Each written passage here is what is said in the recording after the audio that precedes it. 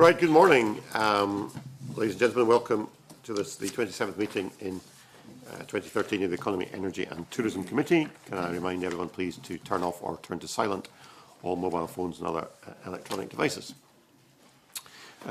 Item number 2 on our agenda this morning is the continuation of our Stage 1 scrutiny on the, get this right, Bankruptcy and Debt Advice Scotland Bill. That's what it is.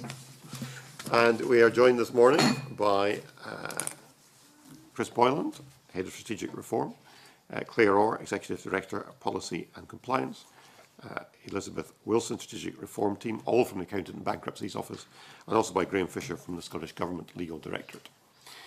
Thank you for coming along. Before we get into questions, Mr Boyland, do you want to say something by way of an introductory statement? Yes, thank you, Convener. Very briefly, I won't take up too much of the committee's time with the introduction, but there are 3 things that I'd just like to say something about. The first of these is the Scottish Government's proposal in the Bankruptcy and Debt Advice Scotland Bill to introduce a common financial tool.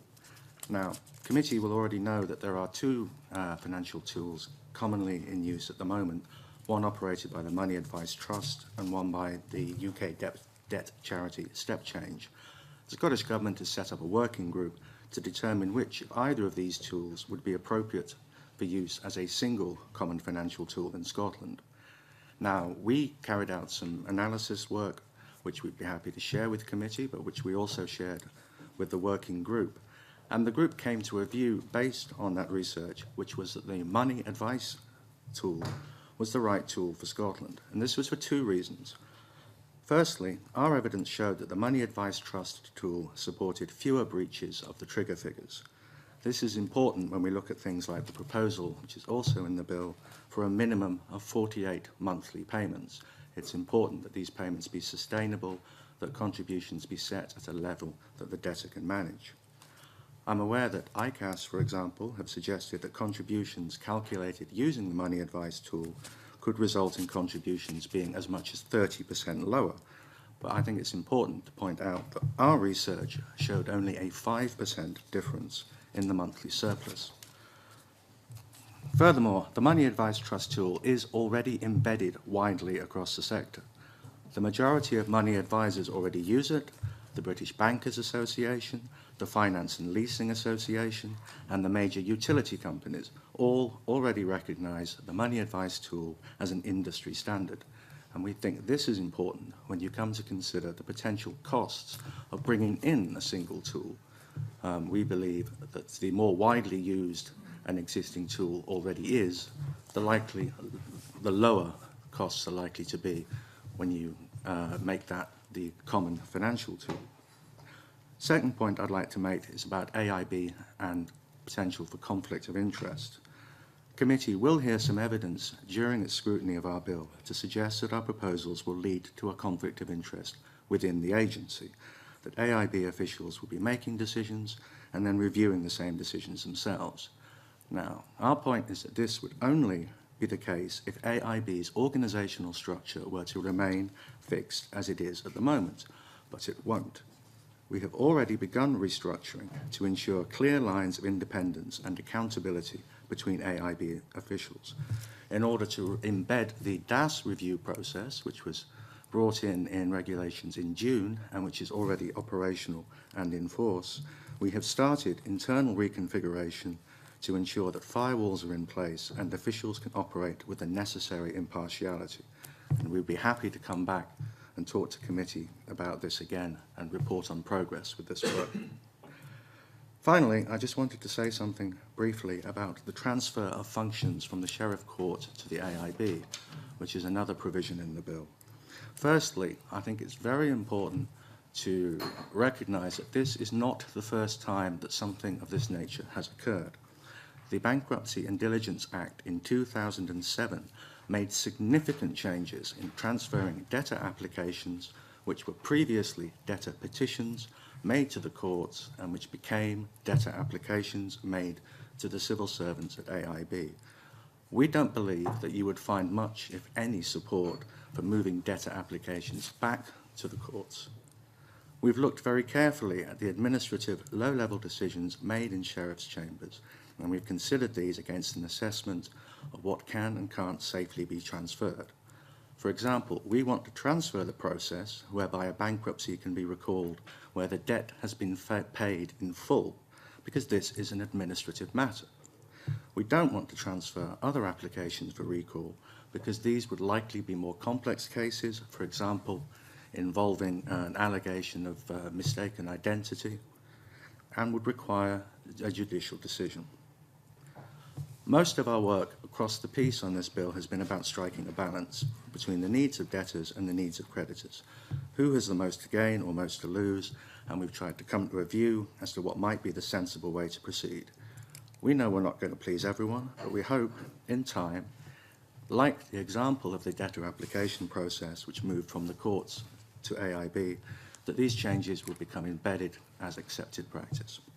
Thank you, Convener. Thank you very much for that introduction. We are on a slightly tight time schedule this morning because we've got a lot of business to get through, so I think we're aiming to finish this session by 11. So I'd ask members if they could to keep their questions short and to the point, and similarly if we could have short and focused responses, that would be very helpful. There are quite a number of issues we want to try and cover. On Monday, the committee had a meeting in Irvine, and prior to that we held a number of workshops with money advisors, Citizens Advice Bureau, and also service users and people who had experience of debt issues. And that was very helpful to the committee members who attended in terms of identifying some of the issues around the bill and the impact these might have. I wonder if I could start by just asking you two or three things that came out of our workshops. One of the things we heard was that the increase in the bankruptcy application fee from £100 to £200 was acting as a barrier to many people going through the process. Now, we've seen in the information that you've provided, there's been a drop-off in the number of bankruptcies over the last 3 or 4 years, which might seem surprising in the context of a situation where we know, there is a problem with debt levels more generally in the economy. Do you think that that fall-off in numbers is attributable to the rise in the application fee? And do you believe that this increase, this doubling of the fee, is a barrier to many people who would benefit from going through the process and simply at the moment cannot do that? If I start, then I think my colleague Claire Orr will probably want to come in. 2 points I'd like to make by way of response to that. Firstly, the drop-off over the past few years was a drop-off from a level before that, which was substantially higher than it had been for some period of time. There was, I believe, we may have the figures with us. If we don't, we can certainly provide them. But there was a significant spike, not perhaps surprisingly, around about 2006, 2008 period, when the number of insolvencies in Scotland went up substantially. And there has been a reduction since then, but there may also be other factors in play in relation to that, as well as the increase in fees. The second point to make is that the £200 access to sequestration is precisely one of the reasons why we've introduced the minimal asset process for debtors who are unable to make a contribution, whose circumstances, whose criteria in terms of their debt level are such that we feel they should have a simpler, less administratively complex and most likely cheaper route into bankruptcy.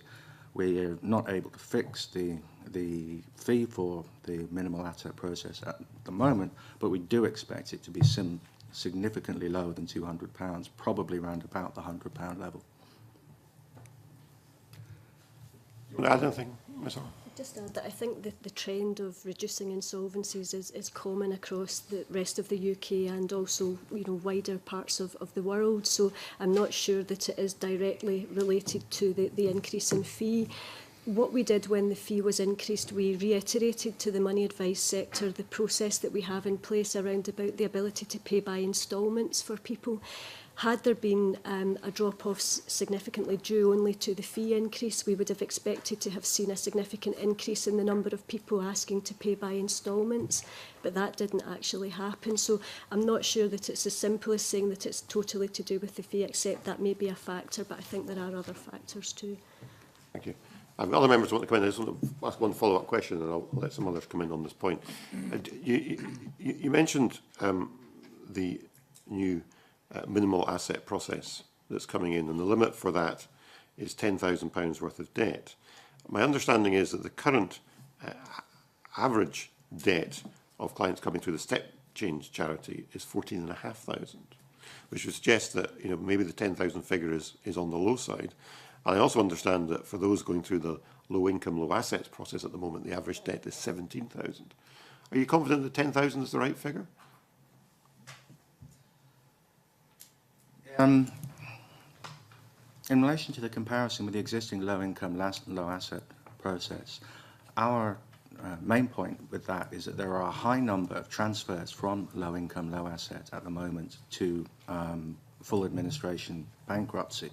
The 2012, I think I'm right in saying 2012-13 figure was somewhere in the region of 700 plus transfers out of 3,481 Leela cases, which is roughly about 20% of the caseload. So the kind of principle behind setting the minimum debt level at £10,000 is firstly to set it at a level which would be of use to debtors in the kind of circumstances that we're trying to help with the minimal asset process.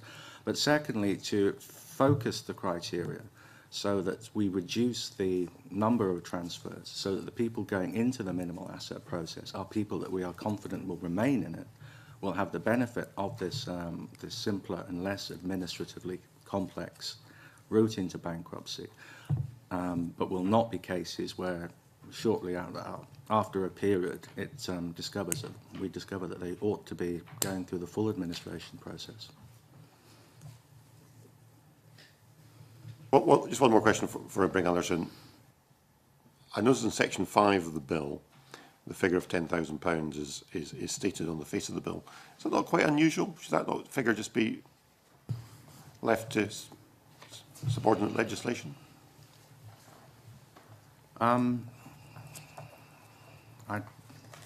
Sorry, I've got a different... Mr. Fisher, do you want to come in? Yeah, I can certainly say that it's fairly common to have in other debt legislation in Scotland to have figures listed in the bill, quite often with a power to change the figure at the same time. I caught some members' eye wanted to come in. Was this on the question of bankruptcy level? Yes. Okay, I'll bring Hans Allen first. On the fee and the level. Bring Hans Allen first, and then Dennis, and then Margaret. Thank you very much, and good morning. Yes, I also had the privilege of experiencing firsthand some of the people who are suffering bankruptcy and have done so in the past and are presently being considered for it. And fee was a big issue for people, and the jump of 100 to 200 was considered to be very high for people who were finding themselves in that position. And I just want to ask, who makes a decision whether the fee is reduced or not? Is it arbitrary? What is the threshold for that? And also, is there any examples of people who have been exempt the fee? Because what happens is if they are in the process of applying and they can't pay the fee, it means their application sits whilst the debt continues to grow. And surely that's not a welcome situation to find anybody. The fees are determined by accountant in bankruptcy, and it's generally based on our need to recover the costs of the services that we deliver. So as part of our work, we had realised that the cost of delivering bankruptcy application process to make the award was significantly in excess of the £100 fee that had previously been charged. So that's what led to the £200 fee being introduced. The legislation doesn't permit anyone to be exempt exempt from the application fee. I think that's expressly stated in the 1985 Act that there can't be a waiver of the fee, but the instalment process does help. I do accept that that means that the bankruptcy award can't be made until such times as it has been paid, but that's currently what the law provides for. Surely that's not a healthy position for anybody to be in, the person who wants to be bankrupt and also the person who's trying to chase a debt, because the debt's still growing, knowing that this is not going to be paid, and in the meanwhile you're putting people through a lot of anxiety and suffering simply because they're trying to pay this fee. Can the fee not be recovered after, so that the process can actually take place, and people can move on with a fresh start in life? It's not possible within the framework that we currently work in. The application fee has to be made up front, and that's something that our ministers have required us to continue to work towards. I don't feel that's a good position for anybody to be in.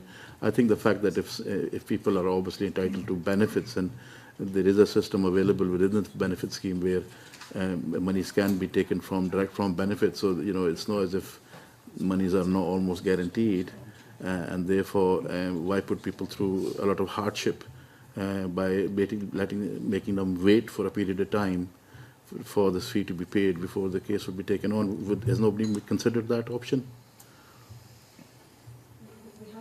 We considered that as part of this bill, so that the bill isn't changing the current provision that there is in relation to the payment of fees. Yeah, but it doesn't mean don't fix something that's wrong.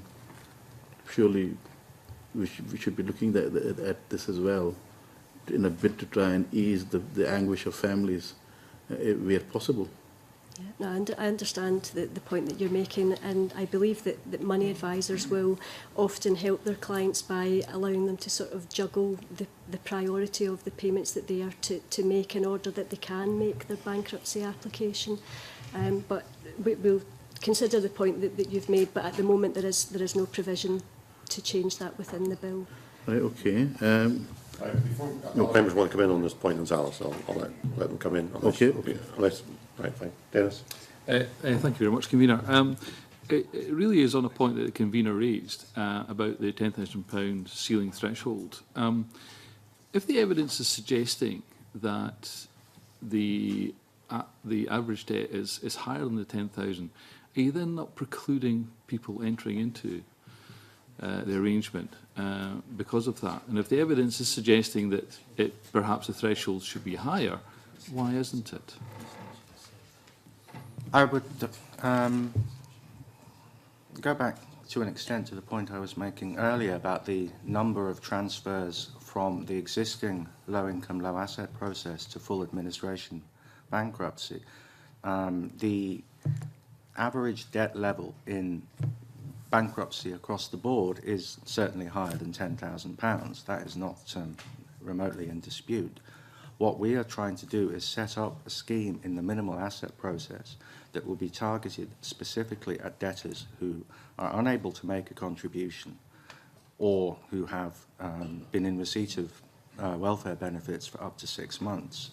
Now, in terms of that specific user group, we believe that the £10,000 minimum debt level, maximum debt ceiling, would enable us to easily and correctly target the people who are most in need of help. We further believe that where the maximum debt exceeds £10,000, where it gets closer to the existing average, that there is a greater likelihood of people will have a wider range of creditors. They will be in circumstances where the proper administration of their bankruptcy would be more likely to be the full administration route. Can I just, very briefly, make one additional point about the fee level as well, which is that the level of fees charged for bankruptcy in Scotland at present is lower than that charged in England and Wales. Yeah, really, I'm still kind of struggling. I'm accepting exactly what you're saying and the rationale behind it. I'm just not sure I've quite grasped the 10,000 ceiling level, to be honest. So, I mean, it's there, and I'm just not quite sure that, you know, why wasn't it 15 in some respects, which probably would have maybe given the opportunity for more people to come via that debt arrangement scheme. Because I think the debts out there perhaps reflect maybe more that figure than the 10,000. I wouldn't necessarily disagree with that, although accepting debt arrangement scheme is something separate. Obviously we're talking about bankruptcy at this point. And I'm sorry if I'm not able to offer any more help, but our direction that we're coming at is trying to identify a sort of a debtor group that is most in need of the minimal asset process. And in coming towards that, the kind of circumstances that we feel this group share that identify them, we think the £10,000 debt ceiling more correctly identifies them than a higher level. The point being to target this assistance, this lower fee, kind of easier entry scheme, specifically at the people most in need. I think it's important to... Hold on, Ms. Orange. Sorry, apologies. It's important to say as well that these people will not be excluded from the ability to apply for bankruptcy. So if they exceed the £10,000 limit for the minimal asset process, they will of course still be entitled to apply for the ordinary bankruptcy route. So they're not being excluded from the ability to have the debt relief they need. It's just that it would be through a different route in rather than the minimal asset process. Okay. How does one actually know that they'd be entitled to? I mean, are you going to say it's from 10,000 to 20,000, or people just guess that they'd be entitled to? I think that's the role of the money advisor, is to help determine the level of debt. That How do they know? They would have to have evidence from the individual who was sitting in front of them of the creditors that they were due. No, but how do they know what is the level of the amount that they can apply for? You're saying 10,000 in the bill. How does the creditor know, or the money advisor know, that they can actually come in with a higher debt and apply as well? How do they know that? I would expect the money advisor community to be well versed on the provisions in the bill by the time it comes into force. We work very closely with the money advice sector, and money advisors would be aware of the different routes available, and they would then be able to advise their clients on the solution that was most appropriate to their needs. So the bill is going to tell us the two figures or not? The start and the end figure? Well, the minimal asset process is the only one that has a ceiling on the debt level. The other bankruptcy route is limitless, so regardless of the amount of debt someone has, they would be able to enter bankruptcy. Sure, no. Hold on, Alan. I think we're maybe getting a bit confused here. No, I'm not confused, Chair. The bill is going to say that the threshold is £10,000, and yet they're saying that, well, if you go over that to a certain degree, we can take care of people. But how do the people know up to what level they can actually still apply through the ordinary system, and what is the threshold of the next limit? Is it between 10,000 and 20,000? Is it between 10,000 and 15,000? Because you're putting the figure in, not the money advisor. Only for the minimal asset process. That is the only part of bankruptcy that will have a limit applied to, and that's for a defined group of people who meet very specific criteria. So this is generally people who are on benefits. Mm-hmm. So that's the only group where there would be a limit to the debt level. For any other application to bankruptcy, there is no limit. The minimum debt level will be £3,000 for ordinary bankruptcy, but there will be no maximum. Yeah. And money advisors, as they are now aware of the criteria for Leela and ordinary bankruptcy, we would be working with them for them to be aware of the criteria for these two different routes in. So if I had a debt of £11,000, I could still apply under the normal bankruptcy. Yes. But the bill says 10,000. So how would I know that I'm still entitled to apply, even though my debt is above the maximum threshold? Yeah, I think it's a fair point that the ordinary members of the public may not necessarily be aware of what exactly is on the statute, but that is the role of the money advisor, to advise their client on the route that's available to them based on their circumstances. I think I need to move on because there's quite a lot to get through. Margaret. Yeah. It was on the same issue, actually, where evidence that we heard on Monday was that money advisors were holding files, cabinetfuls of files of people who were unable to proceed with the LILA because they couldn't raise the fee. So that is an issue, and I just wondered, do you not have any idea just how many people are on hold until they can reach that figure? I'm not aware of any figures. I think it's quite common for the advice sector to have evidence of that sort, but it's not evidence that's submitted to AIB in any formal way, so we don't have any data around about that. But if the advice community would like to provide us with that evidence, then of course we'd be happy to look at that. Right, so, well, certainly if you're saying that the fee is going to be back down at £100, I mean, that would be more acceptable, although from the people that we spoke to, they didn't want to see a fee at all because obviously they were on benefits and they found it really difficult to raise that fee, and as has already been said, their life's on hold basically because they can't move on and their debts are increasing while that's happening.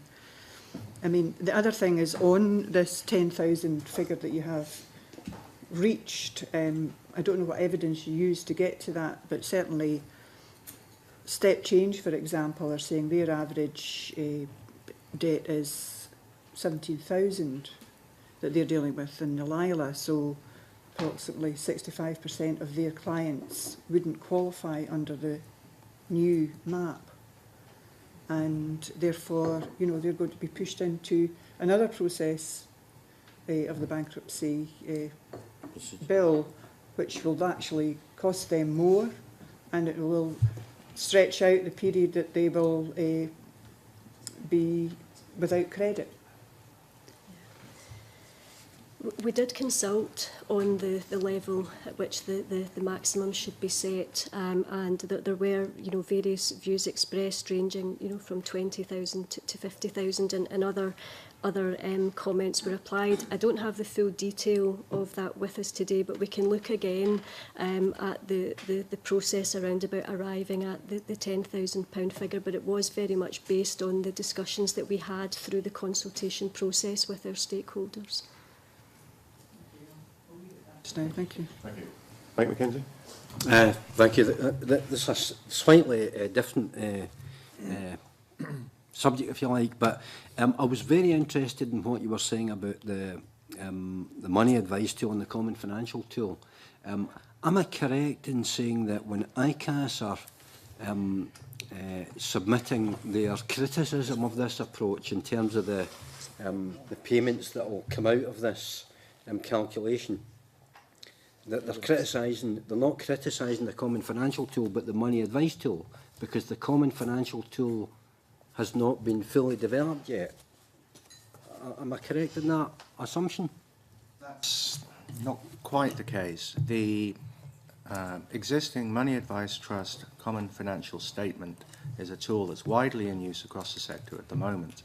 The working group that we have set up have determined that the right course for the Scottish Government to take would be to fix the existing Money Advice Trust tool as the future Scottish Government single common financial tool in Scotland. And when hopefully when the bill is enforced, that will then become the case, that the tool that is currently known as Money Advice Trust Common Financial Statement will be the single common financial tool in Scotland. And when our protected trust deed regulations go through, which we hope will happen later on this autumn, that will already become the case for protected trust deeds. It's already the case for debt arrangement scheme, so it will fix consistently across every statutory debt solution in Scotland. Yeah, I mean, I can appreciate that harmonisation is something that I think should be welcomed, and also having a single tool that's used you know, that so that you don't get different calculations being used indiscriminately. Absolutely agree with that. But I'm a wee bit concerned that you used the word hopefully. That seems to suggest there's perhaps some doubt there and that perhaps some other tool might be used. I mean, am I... Sorry, I'm, as a civil servant, I tend not to say that things are absolutely certain to happen until at least a year or so after they've actually happened. Okay. But given you know, I hope you'll forgive me if because I feel that this financial tool and how it works is of central importance to how we deal with this whole area. And I was slightly concerned again in our briefing with the suggestion that this tool is an algorithm or series of algorithms, because I've assumed always that algorithms are the province of theoretical physicists and not mere accountants or money advisors. Can you confirm, is it an algorithm or a series of algorithms? Is it a... I used the word algorithm. They did not, so I don't think they should be held responsible for I the choice of that word. I did say that, you know, I'd come across the term in the briefing. I'm merely asking the question, is it an algorithm or is it not? To be honest, I don't have that level of technical knowledge of the workings of the tool. My understanding is that it is a means of determining from figures that are input about a debtor's current level of spending what their kind of contribution will be. What I am happy to confirm is it's something that's, I think, as we've already discussed, has been developed by the money advice sector for use by the money advice sector. It does not sit still. It is updated on a regular basis. So whether the workings beneath the bonnet could be described as an algorithm or as a spreadsheet or as something else. Yeah, okay, yeah, thank you. But I think, you know, it certainly suggests whether or not it meets the strict mathematical definition of an algorithm, we are talking about a fairly complex and sophisticated calculation.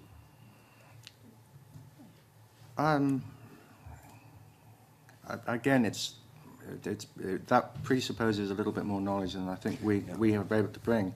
It's certainly a calculation. Is anybody else able to answer questions about the nature of this calculation? Because we've already agreed it's fundamental to the success of how this legislation works. Does anybody on the panel know? Well, maybe, so let Ms. Orr answer, maybe Nicholas can provide some background. I mean, it has been founded upon research that's been done at UK level. The Money Advice Trust had a gentleman whose name escapes me just at the moment, conducted very extensive research to look at the cost of living, and it's from that work that the trigger figures were developed, and the trigger figures are the amount of money that is calculated as being essential for different components of people's life. Yep, and I mean, I think you can see what I'm getting at. You know, how this calculation works, it seems to me, is an essential part, not the only part, but an essential part. If we're moving to a single calculation, a single tool, which I absolutely agree with, it's absolutely imperative that that tool is you know, we get the right answer coming out. And I'm a wee bit disturbed by the fact that none of the panel members seem to be able to give a bit more information. Could I invite you to maybe, you know, perhaps write to the committee, give us some information, because I think I would like to take this calculation for a kind of test run in real life scenarios. Given that ICAS are criticising it, I think it's only right that we see some worked examples, so that we can be assured that you know, and have some confidence in this. Okay.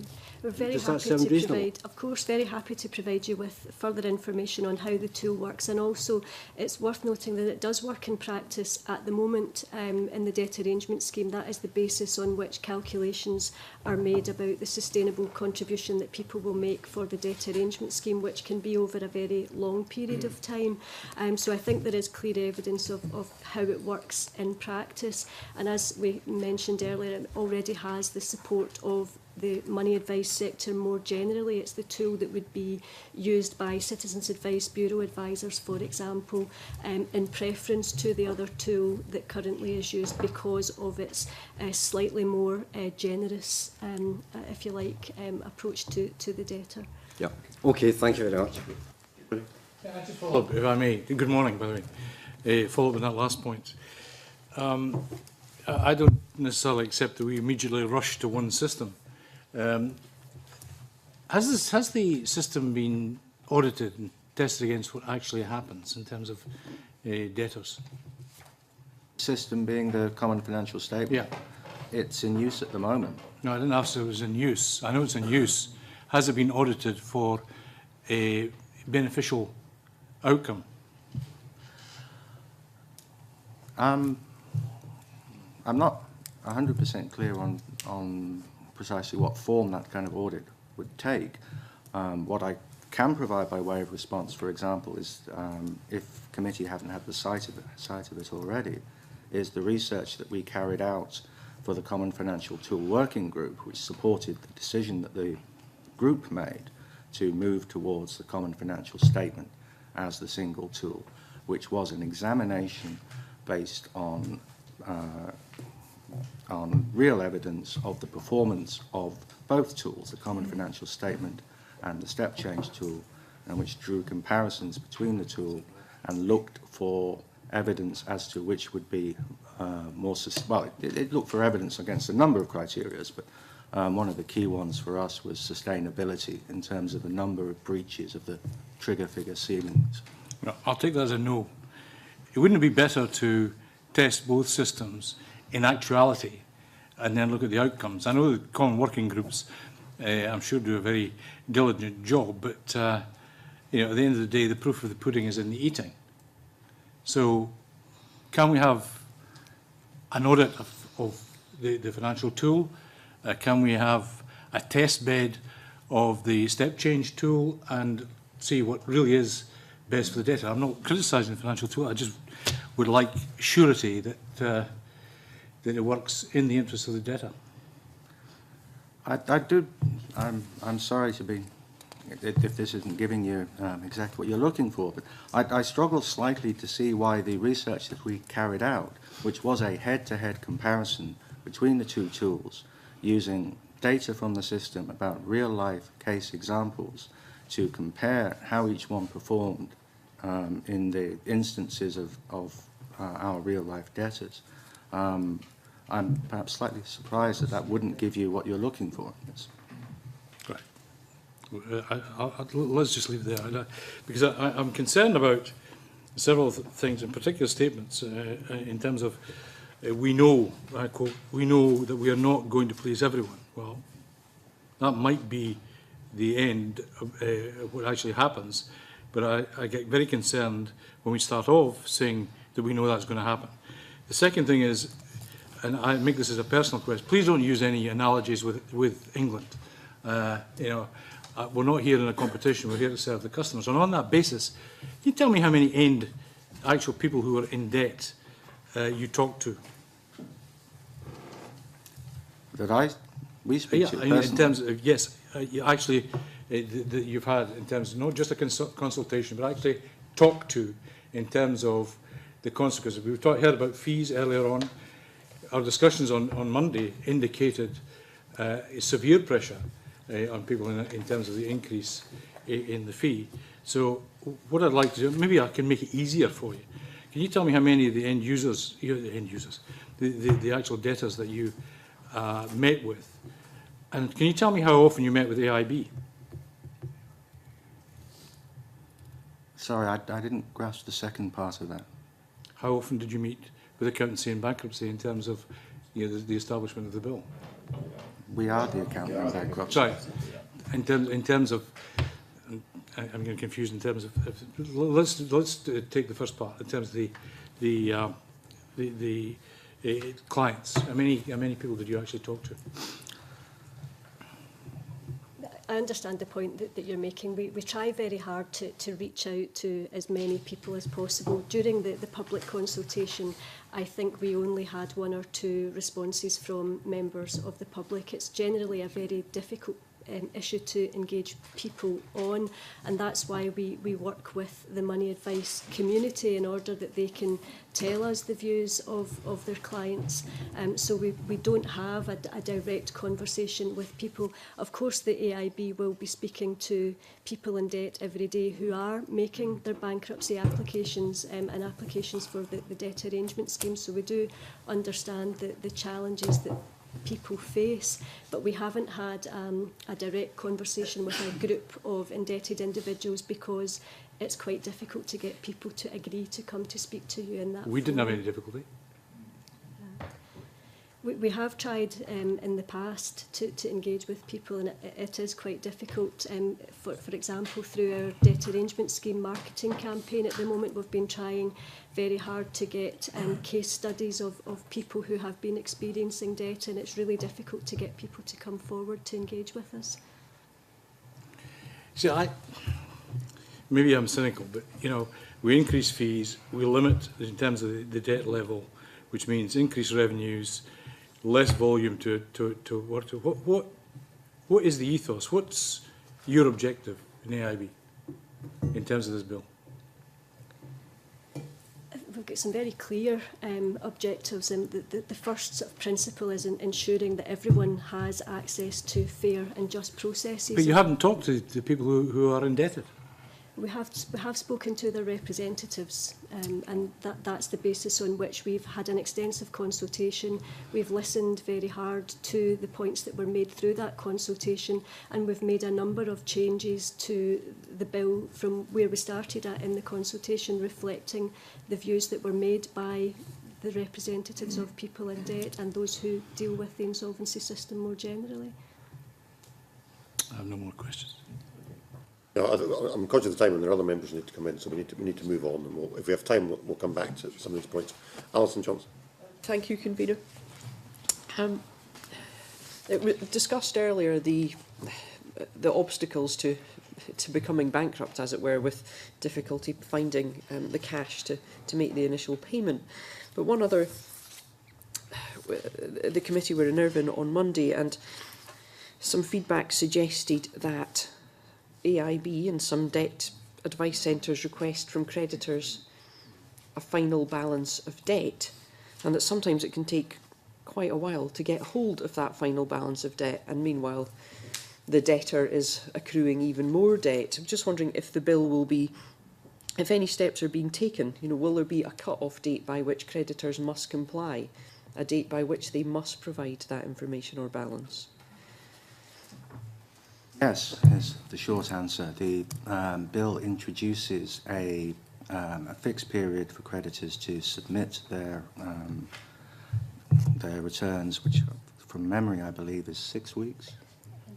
120 days, beg your pardon. A fixed 120-day period during which creditors will need to submit their returns. And it is a relatively long period of time. You know, I would have expected that the creditor might have had that information to hand and would be able to provide it in a more timely fashion. Why is the 120 days been agreed upon as a proposal for the bill? Creditor organisations, I think, will probably say that they would need at least that to an extent. That is a question for them. Some of their representatives will be coming to see committee. In part, this goes back to the point I made at the end of my introduction about not necessarily being able to please everybody all of the time. And we don't introduce that as a concession that we will fail necessarily in the objectives that we're setting for ourselves with this legislation.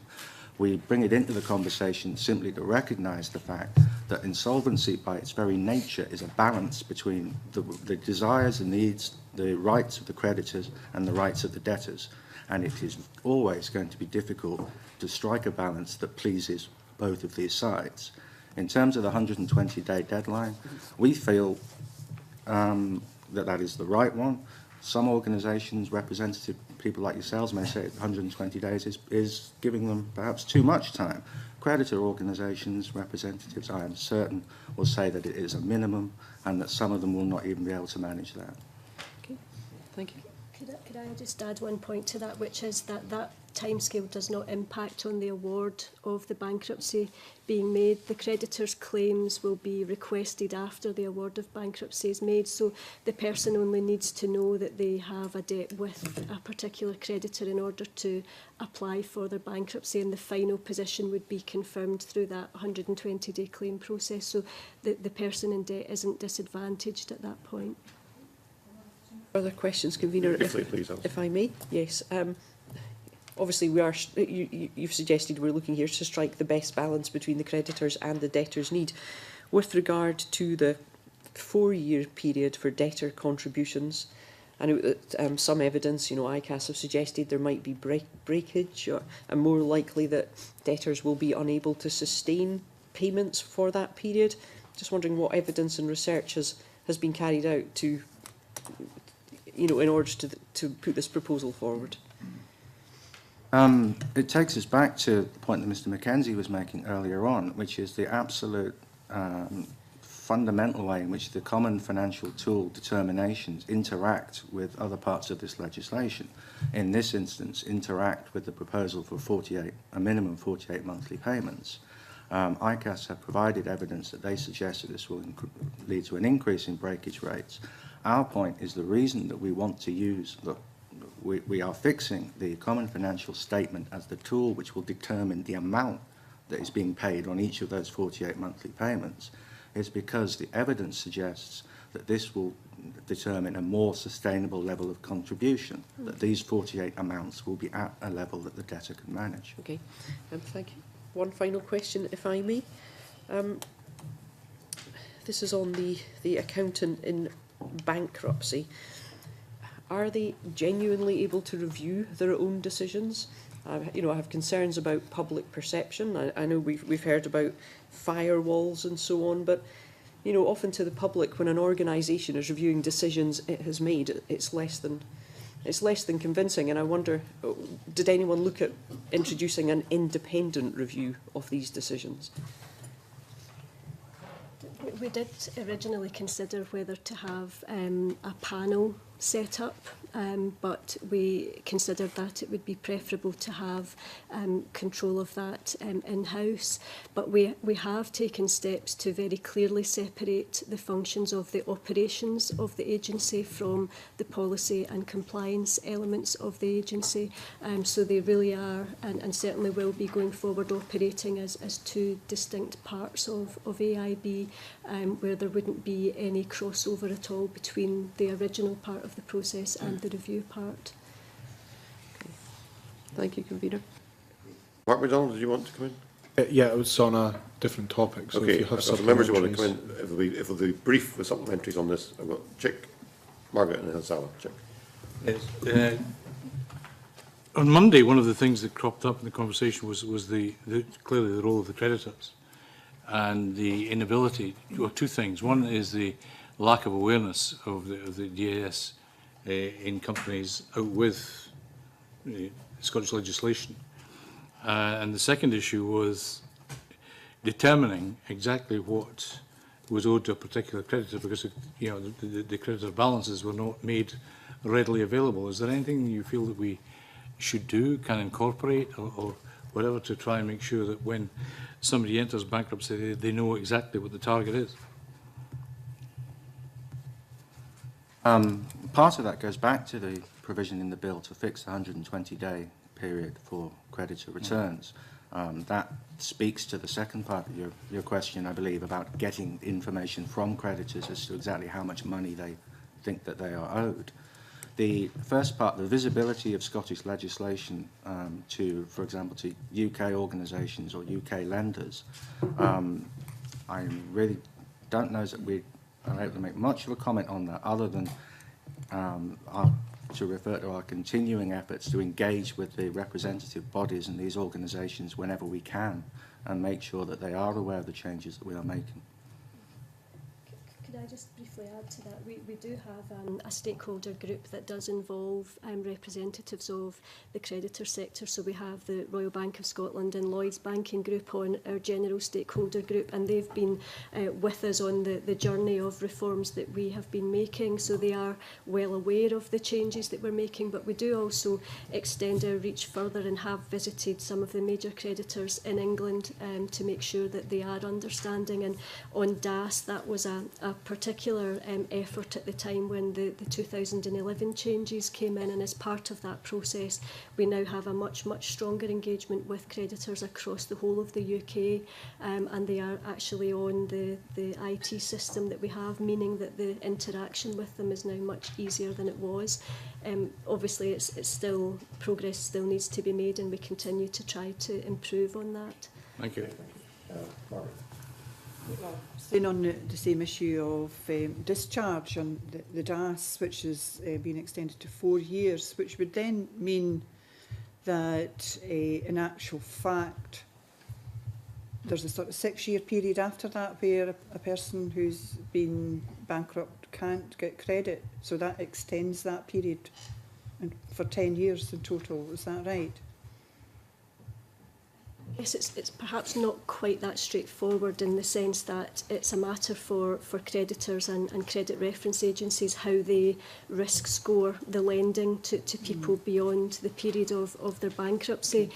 So if someone is in the debt arrangement scheme or is insolvent and bankrupt, then they can't obtain credit during that period.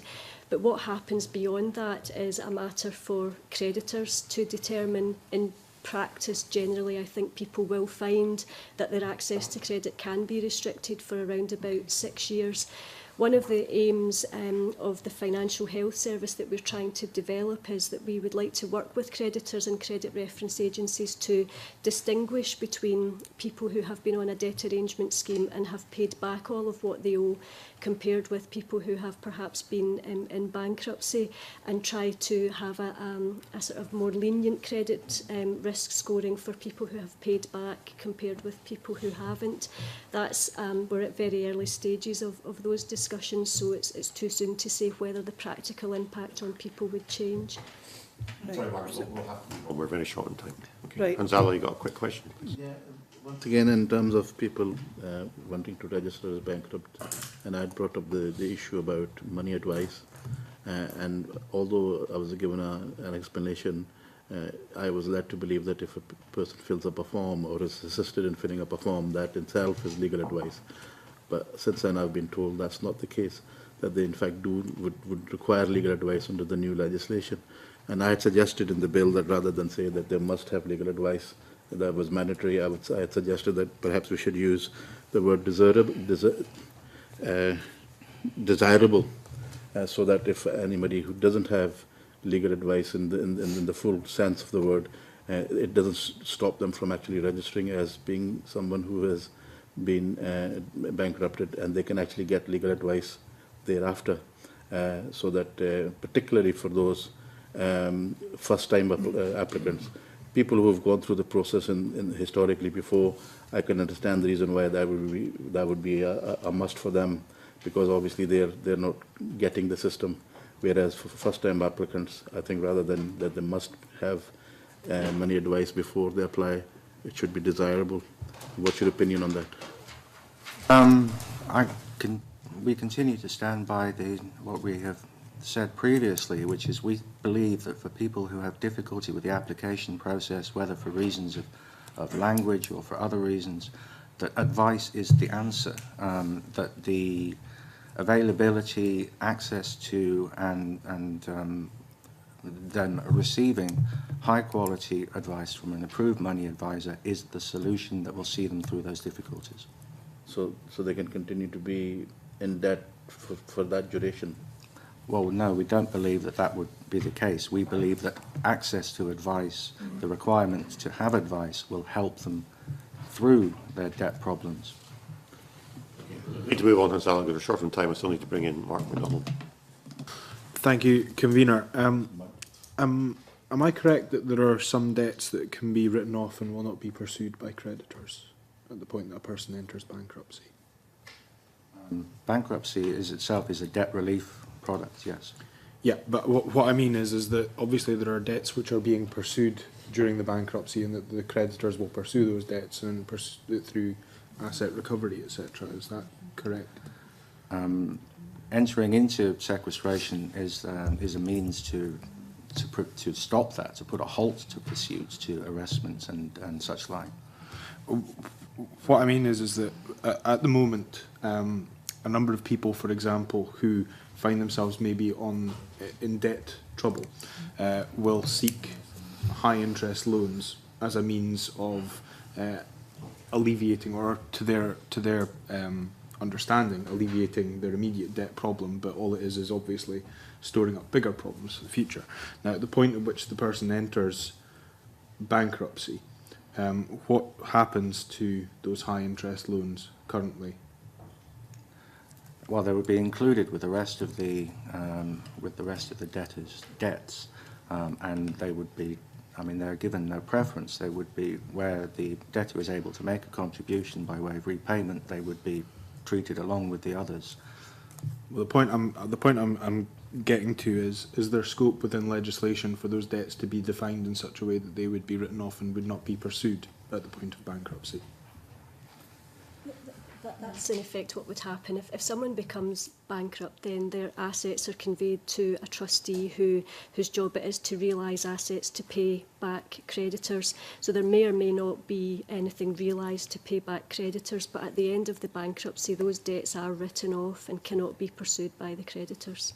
Because at the moment, there is no incentive for due diligence on the part of these high interest payday lenders. Most of them will actively lend to people who have poor credit ratings, who really are the kind of people who your high street lender, in terms of your banks, etc., will not touch. But these companies are happy to lend high interest loans to these people. Is there a means through bankruptcy legislation by which that could be addressed? Because they are obviously, they might find it that they would want to perhaps apply more due diligence if they were aware that their debt was going to be treated somewhat differently under bankruptcy legislation. Yeah, so you're asking actually for those debts not to be discharged as part of the bankruptcy, that they would correct, survive. yeah.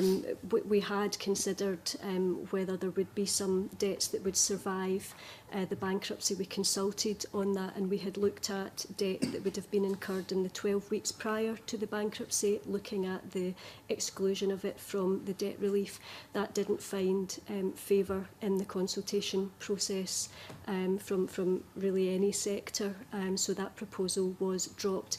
The main reason being that bankruptcy is supposed to be a final solution for people, that if their debt is written off, that gives them the fresh start that they need, but also that we would perhaps just be creating a preference for a group of creditors that perhaps we wouldn't particularly want to give a preference to.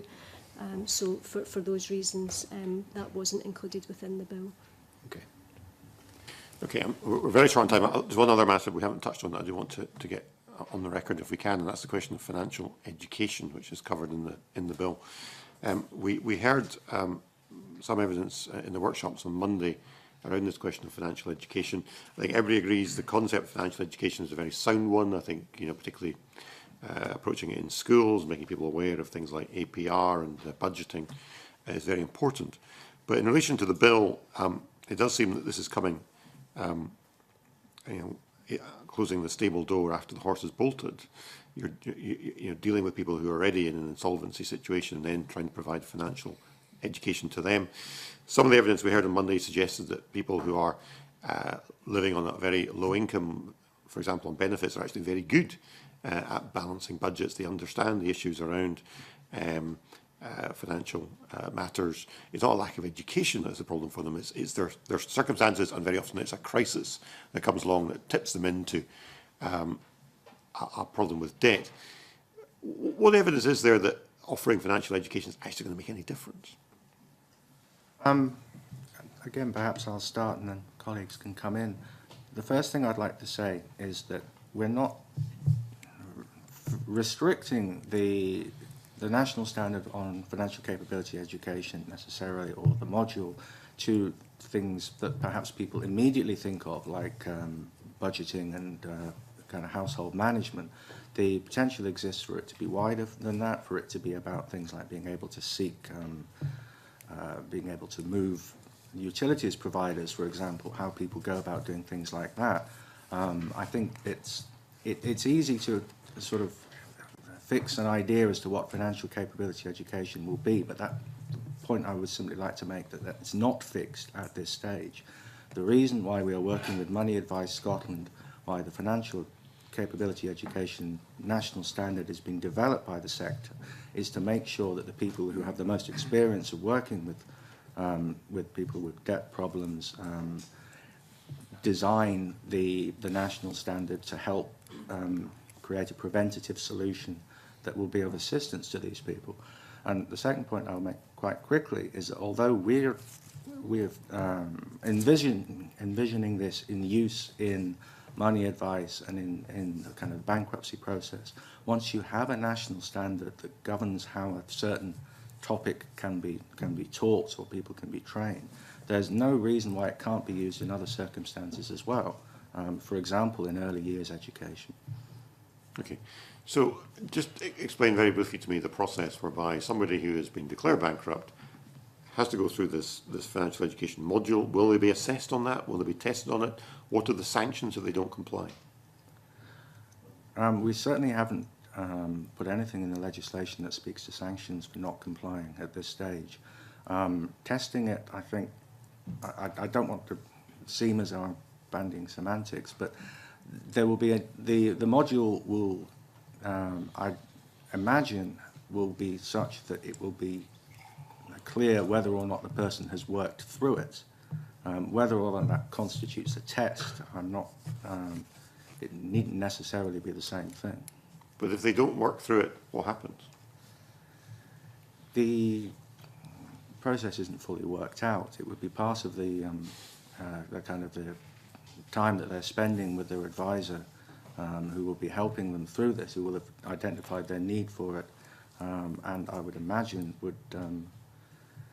would continue that kind of conversation with them. It really would be a condition that the individual would be required to comply with what their trustee asks them to do, and completing the programme of education would be complying with what their trustee had asked them to do. So they would certainly be encouraged to complete that, because it could potentially be linked to non-cooperation in their bankruptcy. It's also important to say that this is not mandatory for everyone in bankruptcy. It's specifically for people who have been bankrupt before, or been in a PTD before, or a DAS before. So it's not every single person coming through insolvency. It's where we're identifying that someone's had a repeat bankruptcy, therefore there might be perhaps more need for some assistance. Very brief supplementaries from Margaret McDougall and then Dennis Robertson, and then we'll need to end. Margaret. Just on the education part, who is expected to do this? Because in speaking to money advisors on Monday, for example, they didn't know who was going to be asked, but they had a expectation that that may well fall to money advisors and, likes of Citizens Advice, credit unions. And has an assessment been done to find out just what the additional impact of this bill will be on money advisors and the voluntary sector that provide this service to clients? Working closely with the money advice sector to develop the national standard and then the module. So really it is the advice sector developing it for the advice sector to use in the future. We do envisage that it will be money advisors as part of their ordinary engagement with their client, that they would facilitate the availability of the programme of education, which may be delivered online or through other means. So again, we don't envisage that it's taking up much more time of the money advisor, as they will already be seeing the client. There already is huge pressure on money advisors as Citizens Advice, and this is going to add to that. And I mean, what we heard was that people can't get through on the phone when they're trying to get in touch with money advisors because they're so busy, and citizens' advice are queued out the doors because of other issues that are happening, you know, in the communities just now. So how are they going to cope with all this additional work? And there's with no more resources, basically.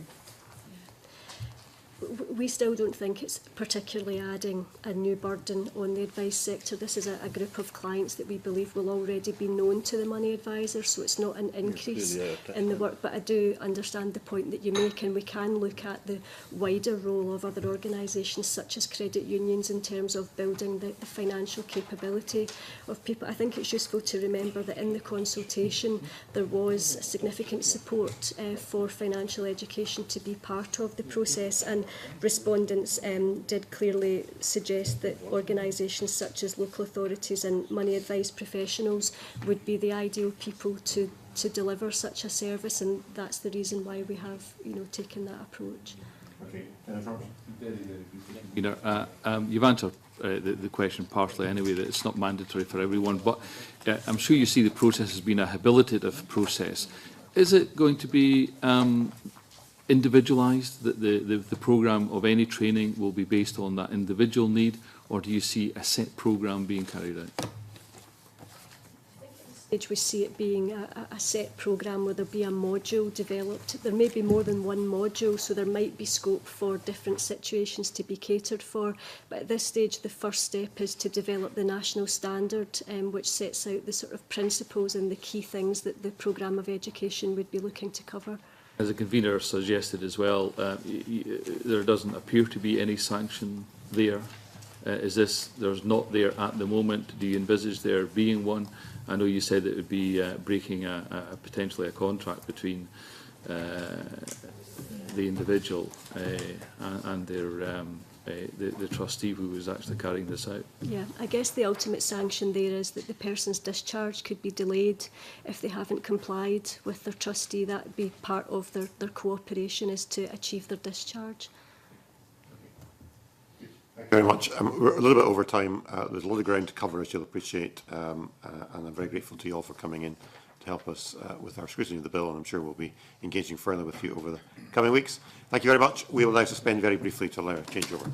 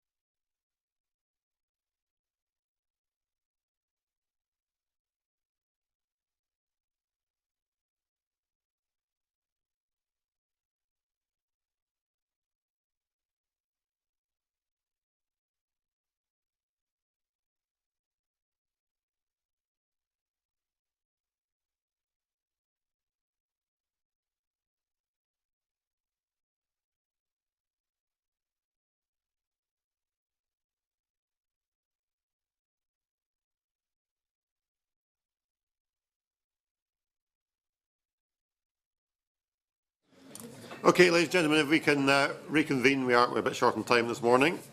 Item 3 on the agenda, we're taking evidence on the Protected Trust Deed Scotland Regulations 2013 in draft. I'd like to welcome to the committee David Hill, who's partner in BDO LLP and is previous ICAS Insolvency Committee Chair, and Eileen Blackburn is partner in French Duncan LLP and Chair of the R3 Scottish Technical Committee. Welcome to you both. Before we get into questions, do you want to say something by way of a brief introduction? I'm very conscious as well of your timetable, so I'll just literally a few seconds. You have obviously ICAS's written submission. We do support a lot of the provisions in the regulations, though we do obviously have concerns about one or two particular things and quite a few technical issues, which probably this would not be the place for them.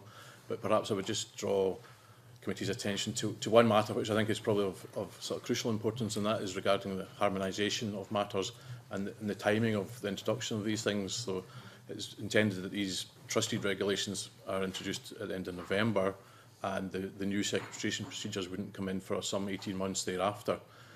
We have a significant concern that because these regulations change payments to 4 years, but they would remain in 3 years for sequestrations, that this would push a lot of people, or in fact the recommendation you would give a lot of people would be you would be better in a sequestration than a trust deed, and I'm not convinced that that's what the government's policy really is or should be, but that's a likely outcome. Ms Blackburn. I would really just echo what my colleague David has said, Convener. We are broadly supportive of the policy objectives of the regulations. We have a fear that some of the proposals contained within the regulations will serve not, in fact, to meet those policy objectives. We have concerns about the timing, as David has previously advised. We've given you written submissions, and I think in the interests of brevity and getting through any questions that you have, I would just leave it at that for now. Thank you very much. You express your concern, Mr Hill, that because of the timing issue and the mismatch with the bill that we've just been discussing, this will push more people down the insolvency route rather than or the sequestration route rather than protected trust deeds. I mean, just very briefly, what are the advantages of protected trust deeds to debtors and creditors? The advantages to trustees for creditors are generally that they produce a high return to creditors because of the increased costs in sequestration. From the debtor's point of view, there is not a huge amount of difference. Some people think there is a bit bigger stigma still with bankruptcy as opposed to trust deeds, but the actual practical effect when you get down to it is very little difference. Mm-hmm. It's just a question of the two different procedures. The trust deed is a voluntary procedure with creditors' agreement. The sequestration is not a voluntary procedure, and the differences are reasonably limited, but it's usually a wee bit worse for creditors in the sequestration. Okay. In relation to the interim we had before us, I mean, is it your view that this is so fundamentally flawed it needs to be taken away and redone, or is this fixable in terms of your concern? I think it's fixable. I mean, we would certainly, we from our point of view, we would think it would be best if it was brought in at the same time as the sequestration procedures. We don't think there's anything substantially wrong with the trust deed procedures at the moment, and there's no urgency to bring this in, although some of the changes are welcome and would be welcomed, but the urgency of it isn't there, and the mismatch for the quite a long 18 months, if it was 3 or 4 months then I think that'd be fair enough, but 18 months is quite a long time. A lot of people will be going through the process in that period. So essentially your issue is really a timing issue. That's our major concern. Your major problem is a timing issue. If the instrument were to come into effect more in line with the introduction of the new bill, that would alleviate your principal concern. Yeah. Okay. Thank you. Okay. Other members want to come in with questions? Mr Mackenzie. Yeah. The committee's recently received evidence from the Association of British Credit Unions, and they seem to paint a picture whereby insolvency practitioners are unduly profiting from the misery of both debtors and creditors. Would you go along with that view? I don't think you'd expect me to agree with that. We're professionals doing a job. You have to get paid for doing the job, and so that's where we would come from. If the fees are deemed to be unfair, then there's procedures to deal with them. But I mean, it's like anything.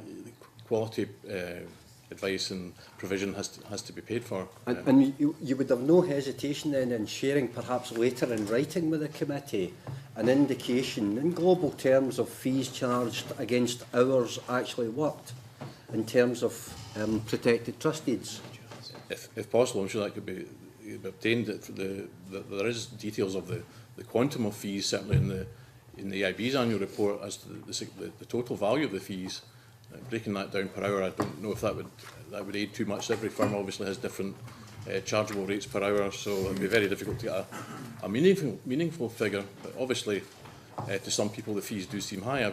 I do appreciate that, but I find it very hard to understand why accountants of all people would have difficulty in producing that kind of figure that would let us gauge whether or not the Association of British Credit Unions are really quite unfair in their assessment, or whether or not they're reasonable. Surely that's a view you would wish to refute, and refute with hard numbers rather than just refuting it without any evidence.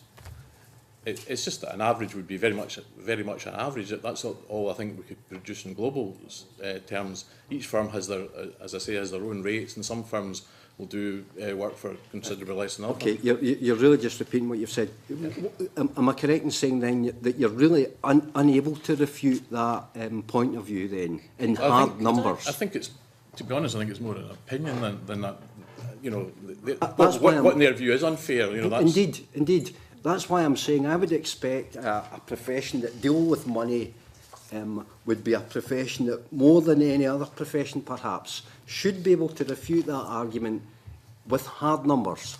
Well, the average fee for most of the trustees, as per report, is just over £6,000, and that is a question of, some people will view that as atrociously high, and some people think it's very reasonable, and some people. So I'm not sure what more can be.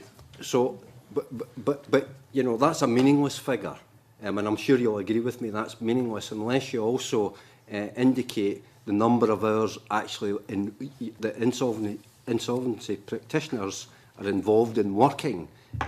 So unless you actually correlate that against the number of hours worked, it's meaningless. Yeah, well, it's possibly something we could provide. So what I would invite you to do is to write to the committee, giving some hard numbers, so that we're able, as a committee, to form an opinion as to whether or not the Association of British Credit Unions are entirely unfair, or whether or not they're fair. Would you give an undertaking to do that, and to do that, as I say, with some hard numbers attached to it? Certainly look at trying to provide that. I can't give an undertaking here that we'll be able to do, but we'll certainly try and get that information. It depends a wee bit, I suspect, on timescale, because this is something we probably need to get from our members, and that might take some time. So whether it will be possible in the next week or two, I don't know, but certainly at some point in the future. I find it very disappointing that you haven't come to the committee with those numbers, knowing the range of views that attend this issue. I would have expected you to come to the committee with those numbers at your fingertips. But you know, I would be very grateful. I'm sure the other committee members would too, if you were able to, you know, supply some meaningful numbers to back up your, you know, disagreement with the Association of British Credit Union. I think that's me, convener. Thank you. Can I make a comment on that before we move on? I mean, I think the information is very readily available on a case-by-case basis, and in fact is provided at certain levels of fees in terms of what is described as a SIT9 schedule, which describes the number of hours which have been spent in any given case and the different headings under which the work has been carried out. So on a case-by-case basis, that information is readily available and can be provided in specific cases. There have been attempts made in the past to collate the information, but you may be unaware that there are a number of insolvency practitioners who carry out this type of work across Scotland.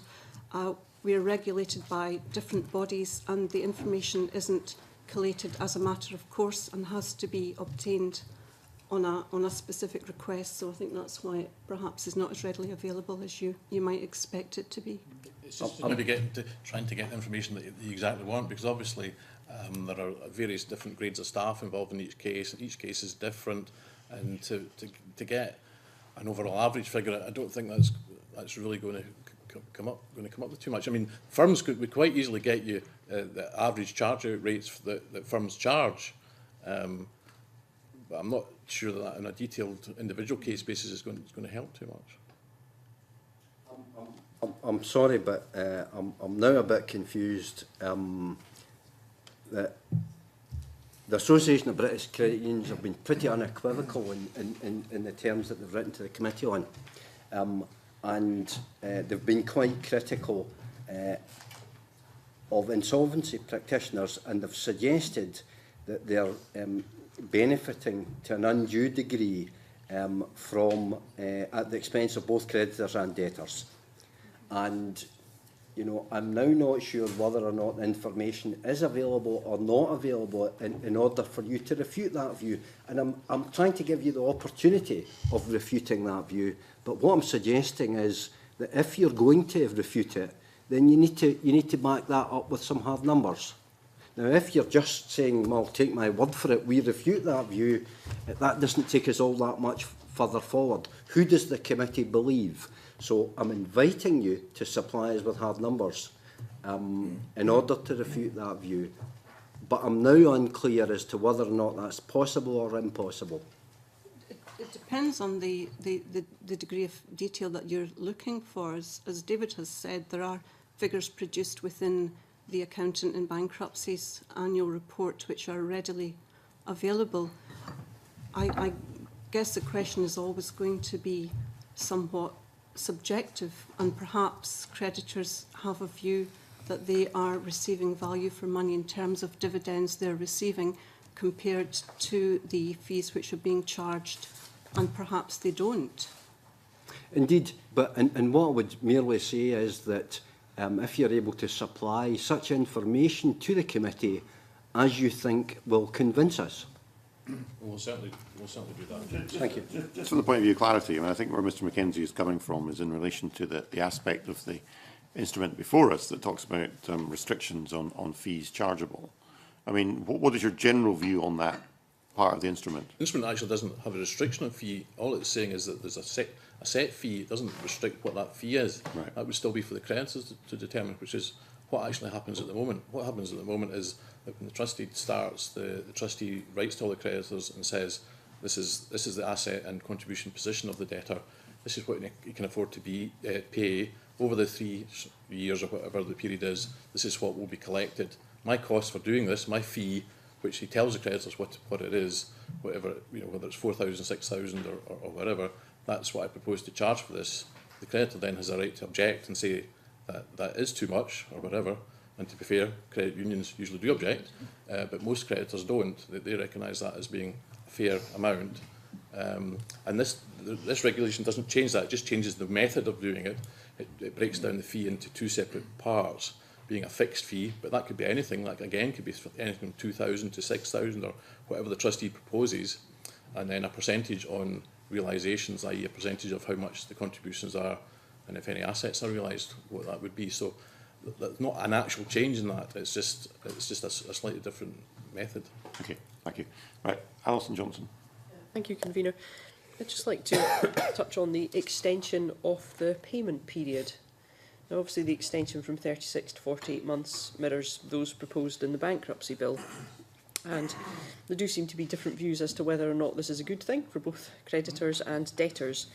When looking at in relation to the bankruptcy bill in particular, but you know, it's a comparison worth making. Money Advice Scotland believed that the new period was too long. They raised concerns that given that wages were at the same level as they were 2 years ago, this was perhaps a bit punitive. The Association of British Credit Unions welcome the extension. They think that it discourages any perception that this is about a quick escape from debt, but I know ICAS has concerns that it might not deliver in the way it's been expected. And I just wondered if you had any information on the rationale for extending the payment period and any concerns you may have. We don't really have any background as to the rationale as to why the NB has proposed this, other than to make them all processes the same. So they're proposing 4 years for secretariation and trustees, And to be perfectly honest, there are varying views. I know ICAS's written submissions suggest that there's more liable to breakage. That there are a number of people within ICAS that don't necessarily agree with that. So you're never going to get 10 people agreeing to the same thing. All I would say on a personal level is that the longer a payment period is, the more likely that breakage will come. That doesn't mean to say that 4 years won't work, but the longer it is, the more people's circumstances change, the more likely a breakage will happen. And I think you will see that in the debt arrangement scheme as well, which has only had big numbers going into in the last 2 or 3 years.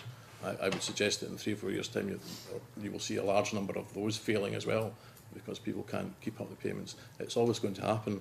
And I know one of the issues at the moment that has been raised is that a large number of these trustees don't pay any dividends. Round about a third it has been for the last 6 or 7 years. And that is a symptom in many cases of people breaking their agreement and not being able to pay even for the 3 years. So whether that 30% would increase to 40% if it went up to 4 years, I really honestly don't know. But on balance you might get more, because if 60% pay for 4 years, it's more than 70% for 3 years. There's no clear-cut answer, to be honest. Okay. Do you have a view on that? I don't really have anything to add to that. I think that's fair. It just seems to be, you know, a general point in human nature that people have been able to stick to 3 years, but the longer it goes on, the more difficult I think they find it to adhere to the agreement. Maybe the case that we won't actually know until, you know, if this proposal it goes ahead, we may not know. Just all these things a very long time. You wouldn't know for a long time, because these would only start in the next year or so, and then it'd be another 4 years before you would be able to get figures. So it'd be quite a long while before you would have any hard facts to know whether it had benefited or not. Thank you. Thank you, Convener. Yes, good morning. I wonder if I may ask you about AIB's role as the Scottish Government Policy Advisor. They are also supervisor of debt management, debt relief services. Do you not think there's a conflict of interest given the oversight that they have on not just standard debt management, but indeed protected trust deeds? Yes, I mean, his view is very much the case that there's very much the potential for conflict. And I think, as someone mentioned in the previous session, the public's perception of it, I suspect, would be very much that. I think, as has been said, when any organisation reviews its own decisions, even with Chinese walls, we all know that Chinese walls don't apply in the canteen or whatever. So in most cases, I think there wouldn't be a major problem, but I think there would be definitely a perception out there that reviewing your own decisions is never the best way to go. So the proposal to bring in what they call a Protected Trust Deeds Review Board, frankly, is a nonsense, isn't it? Because it's still under the same umbrella. I would say so. Okay. That's fine. Just on that, just on that, Convener, the previous witnesses were suggesting that the process they will have, and it's work in progress at the moment, will, I think initially they said it would be independent, but then I think they reverted to a term impartial. Do you not believe that they could be impartial? Look at conflict of interest in general terms, it always comes down to perception. And generally, if, in my experience, if the question of a conflict is raised at all, then there probably is a conflict. And whereas I would hesitate to say unequivocally that it would not be possible to completely separate these responsibilities within the accountant in bankruptcy, I believe there will remain a problem with perception.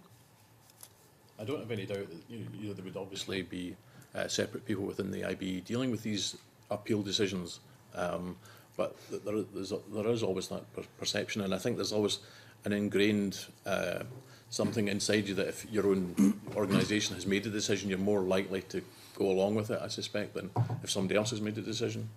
Just human nature. Even if you're trying to avoid it, that's the road you're liable to go down. So your preferred recommendation would be? Well, in most cases, some of the things that are being added onto the EIB's task, particularly in the trusted scenario, we don't recognise as being totally necessary. As has been said, it's a voluntary contract between creditors, and this one of the proposals in here that even if the creditors have agreed to it, the accountant bankruptcy still has the right to refuse the trustee protection status, which we can't understand. If the creditors have agreed to it, then we don't know why the AIB would have the right to refuse it. And similarly, the right to refuse the debtor's discharge when the creditors have agreed to, again, we can't see it. So it's not a question of having to have a separate body to look at it. It's just some of their decisions are not required to be decisions. Yeah, just following on that point, if I may, and I apologise, I should have asked this earlier. I mean, the role of AIB is becoming of some concern in terms of, as we understand, they have the power to audit in insolvency practitioners' accounts in relation to their work on a particular trust deed and to fix their fees. Also, we're advised that under the draft regulations, the IB will be able to prevent it, as you've just mentioned, prevent the trust deed becoming protected. However, it's unclear how, if they object to that, to a deed, how that's going to be handled. Do you think AIB have got too much power in being able to exercise control over IPs, who in general, and there's no discredit to AIB personnel, but generally, as I understand it, IPs are required to undertake extensive training, have major qualifications, which may not be necessarily available in AIB. There will be some people clearly who have equivalent status in the AIB, but in general terms, it's not just a conflict of interest, it's now a conflict, as I see, between IPs and AIB, and the poor debtor is somewhat forgotten about. I'm not sure I could have put that any better myself, to be honest. Thank you. But, no, I mean, that's ICAS do have these issues. The EIB is, to be honest, almost every opportunity that any legislation seems to add to their powers rather than anything else. And as time goes on, they're just getting more and more. And amongst the other things in here are the right or the requirement to seek directions from the accountant bankruptcy, and just exactly what you have said. I think insolvency practitioners who have gone through a very long exam process, etc., to then ask for directions as to what to do from accountant bankruptcy, who are not generally as well qualified, just doesn't fit us as being correct. And if you need directions, you should be going to court to get.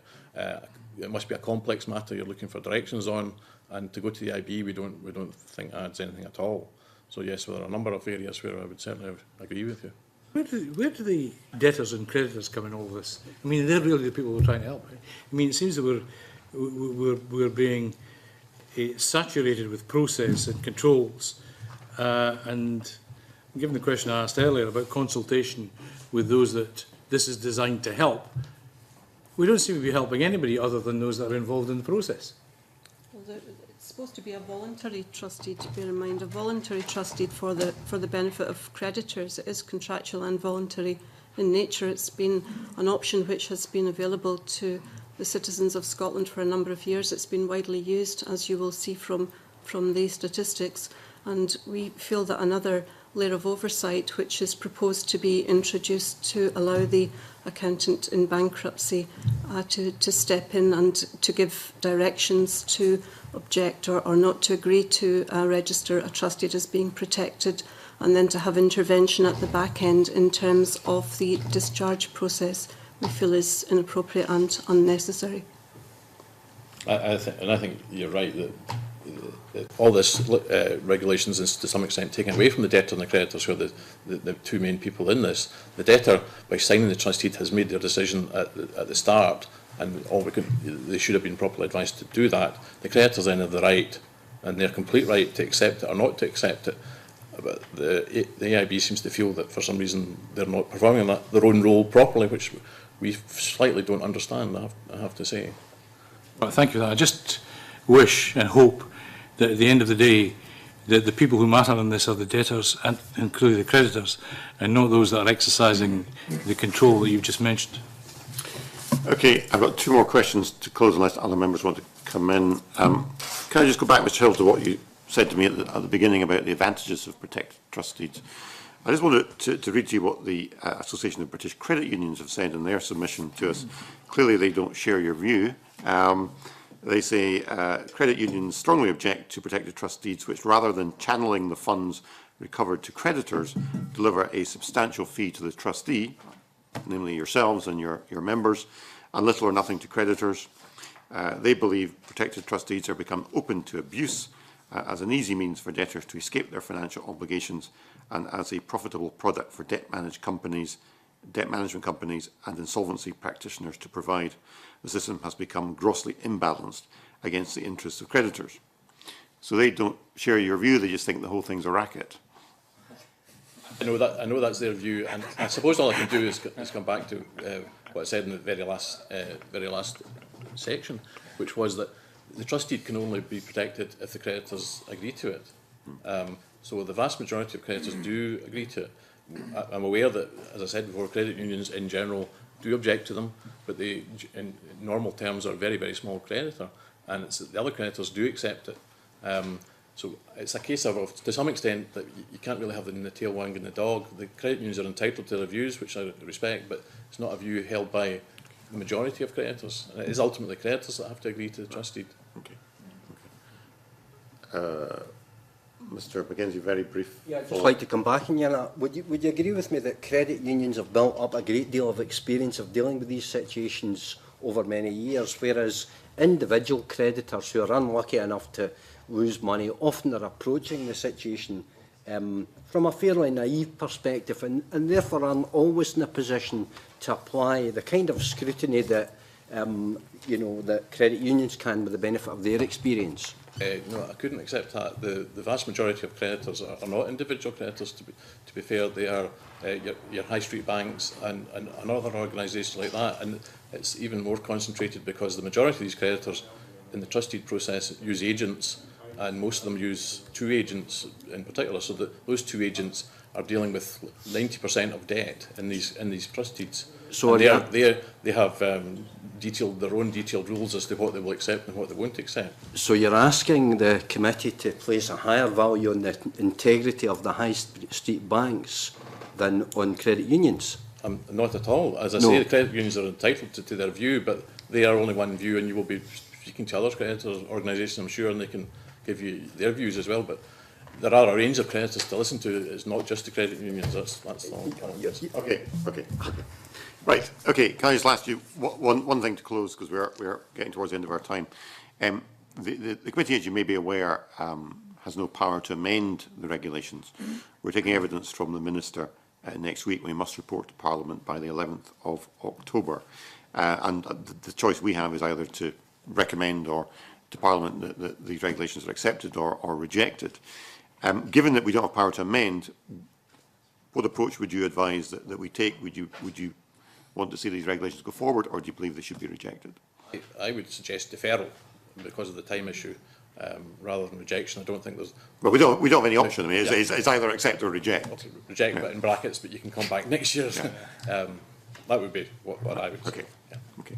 Ms. Blackburn. Yes, I would agree with that. There was one other aspect to the regulations that we had extreme concern with, and that is the question of providing best advice to the debtor, in as much as it's very difficult to do that unless in the case where a person owns their own property, either outright or jointly, and they would require to have a valuation of the property carried out in order to identify how much equity is in the property. And there's a specific provision within the regulations which will disallow payment for the outlay which will be incurred in obtaining a valuation for the property.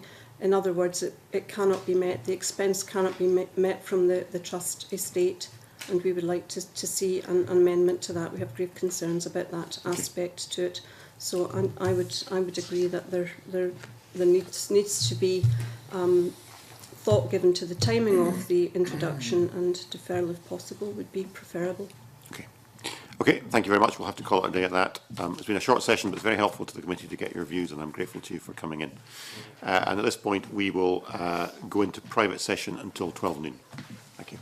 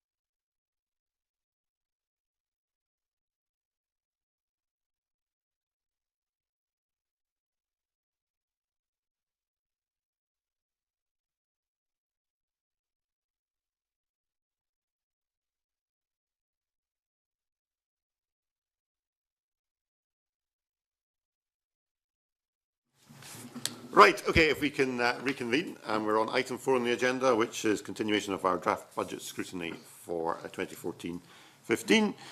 We're taking evidence on the Scottish Government's draft budget 2014-15 this afternoon from John Swinney, Cabinet Secretary for Finance, Employment and Sustainable Growth, who's joined by John Mason, Director of Business, and Mary McCallan, Director of Energy and Climate Change in the Scottish Government. So welcome all.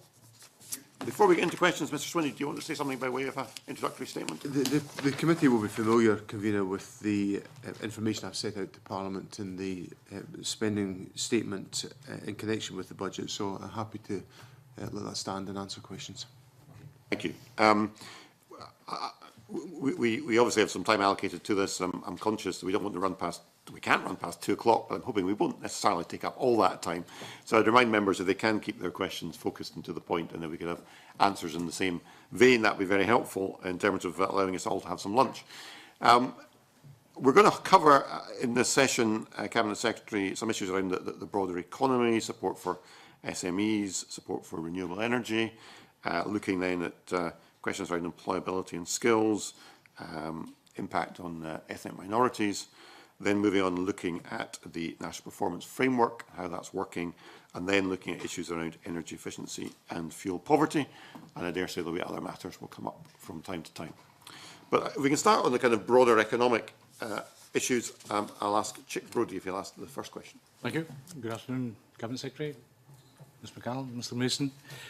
I wonder, Cabinet Secretary, if given the divergence of views as to whether or not we're in an economic recovery or whether we're about to see another housing bubble with the consequences that might have, if you can just expand on the view that you took of the UK economy in its relationship to your budget plans for next year and thereafter. My answer, Mr Brodie, to the first point, are we in a recovery? My view is that we are in an economic recovery. I think it remains still a fragile economic recovery, but we are undoubtedly recovering.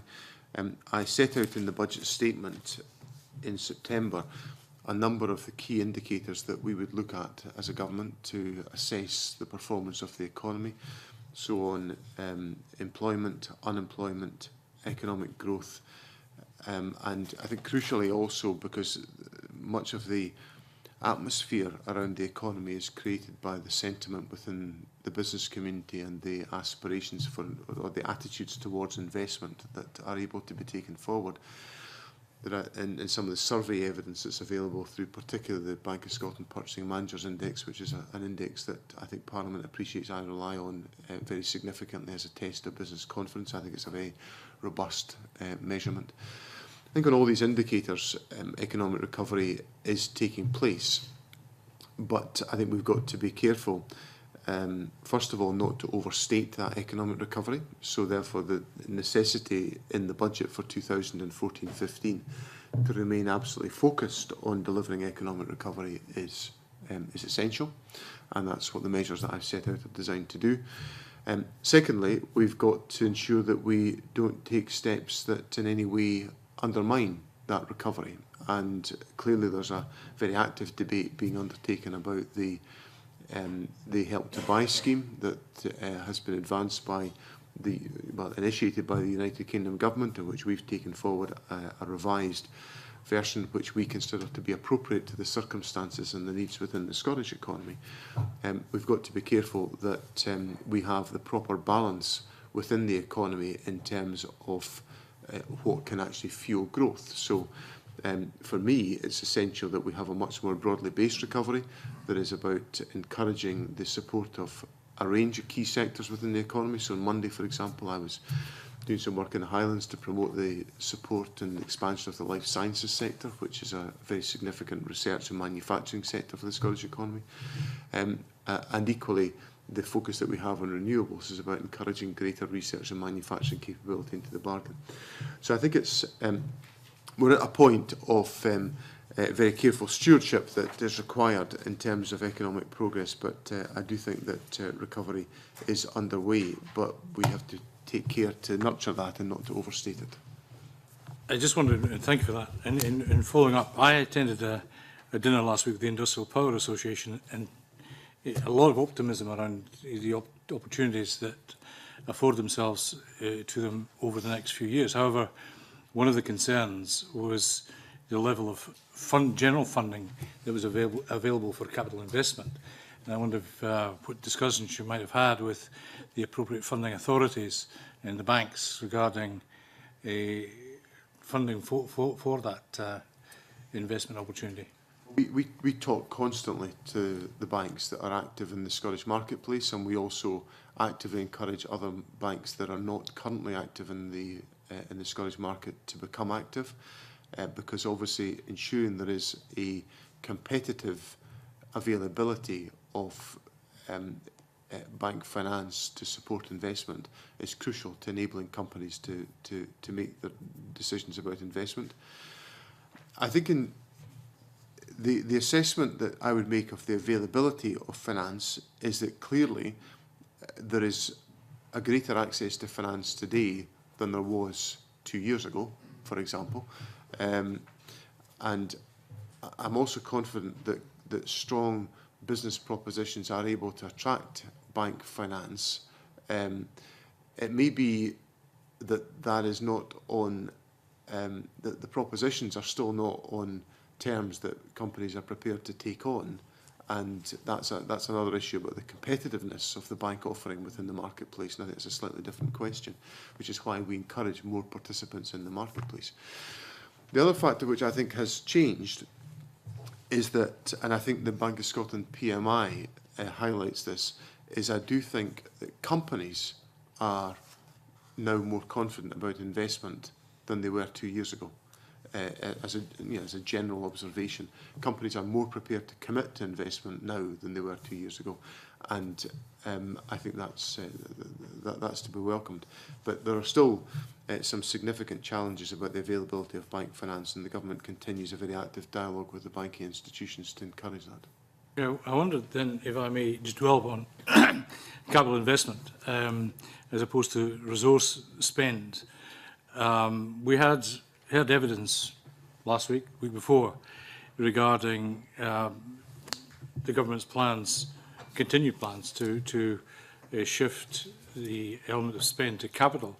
But there was a suggestion that that was a misplaced sense of allocation because of the leakage that came from increased capital spend. I wonder if you can help the committee understand what view was taken of that, or what view is being taken of leakage from capital as opposed to leakage from resource spend.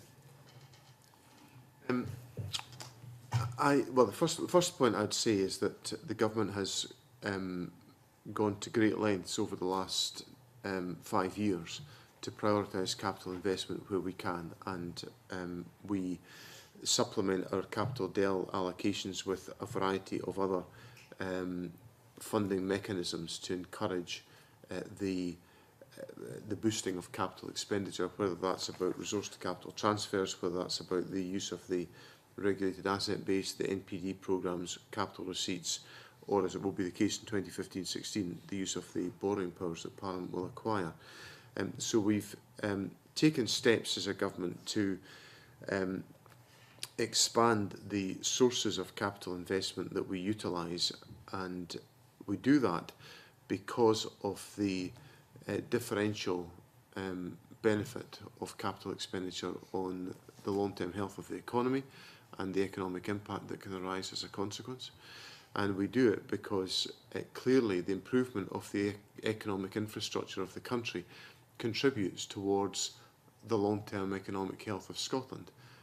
If I look at, for example, some of the rail infrastructure that we've undertaken, for example, the Airdrie to Bathgate line, in opening up very significant labour market mobility opportunities for people in the West Lothian area to access the West of Scotland labour market more conveniently, and for people in the East End of Glasgow to access the East of Scotland labour market much more conveniently. These are factors that, they're economic infrastructure, but they contribute towards the competitiveness and the economic mobility within our society. so that's our rationale for prioritising capital expenditure. Multiplier effect of capital versus resource. Has there been some establishment or that? Or yes. Yes, the capital expenditure has a higher economic multiplier than resource expenditure has, and those factors are taken into consideration by the government in forming our view as to what priority we should attach when our capital budget is reducing. Should we try to act to get that budget back up to where it would have been, or to exceed that? Do we think that's the right thing to do? Well, of course we do, because capital expenditure has a more significant multiplier than resource expenditure. Now, clearly, that you can't spend everything on capital, because you need to pay staff to run hospitals, schools, and all the rest of it. So you have to strike a sensible balance. But recognising the greater economic impact is a central part of our assessment. Just two small questions. Well, if you're moving on, I think Mike McKenzie had a supplementary on this broader question of capital revenue. Yes, I just wonder, Cabinet Secretary, if when you look at the data, it seems that over the last few years the Scottish economy is diverging so that from the rest of the UK, and that performance on whatever criteria you look at seems to be slightly better than the rest of the UK. Would you attribute that to this shift of resource to capital that has been the theme of the spending review?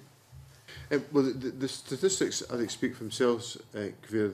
The Scottish GDP grew by 1.2% compared to 0.3% for the UK as a whole, based on the last data that's available prior to the budget statement. And I think that factor of prioritising capital investment has been at the heart of that judgment, of that performance. We've argued consistently the importance of ensuring that we sustain investment in the capital assets of the country, and I think we're seeing the fruits of that, and obviously that percolates also into the improvements in employment levels and the reductions in unemployment into the bargain.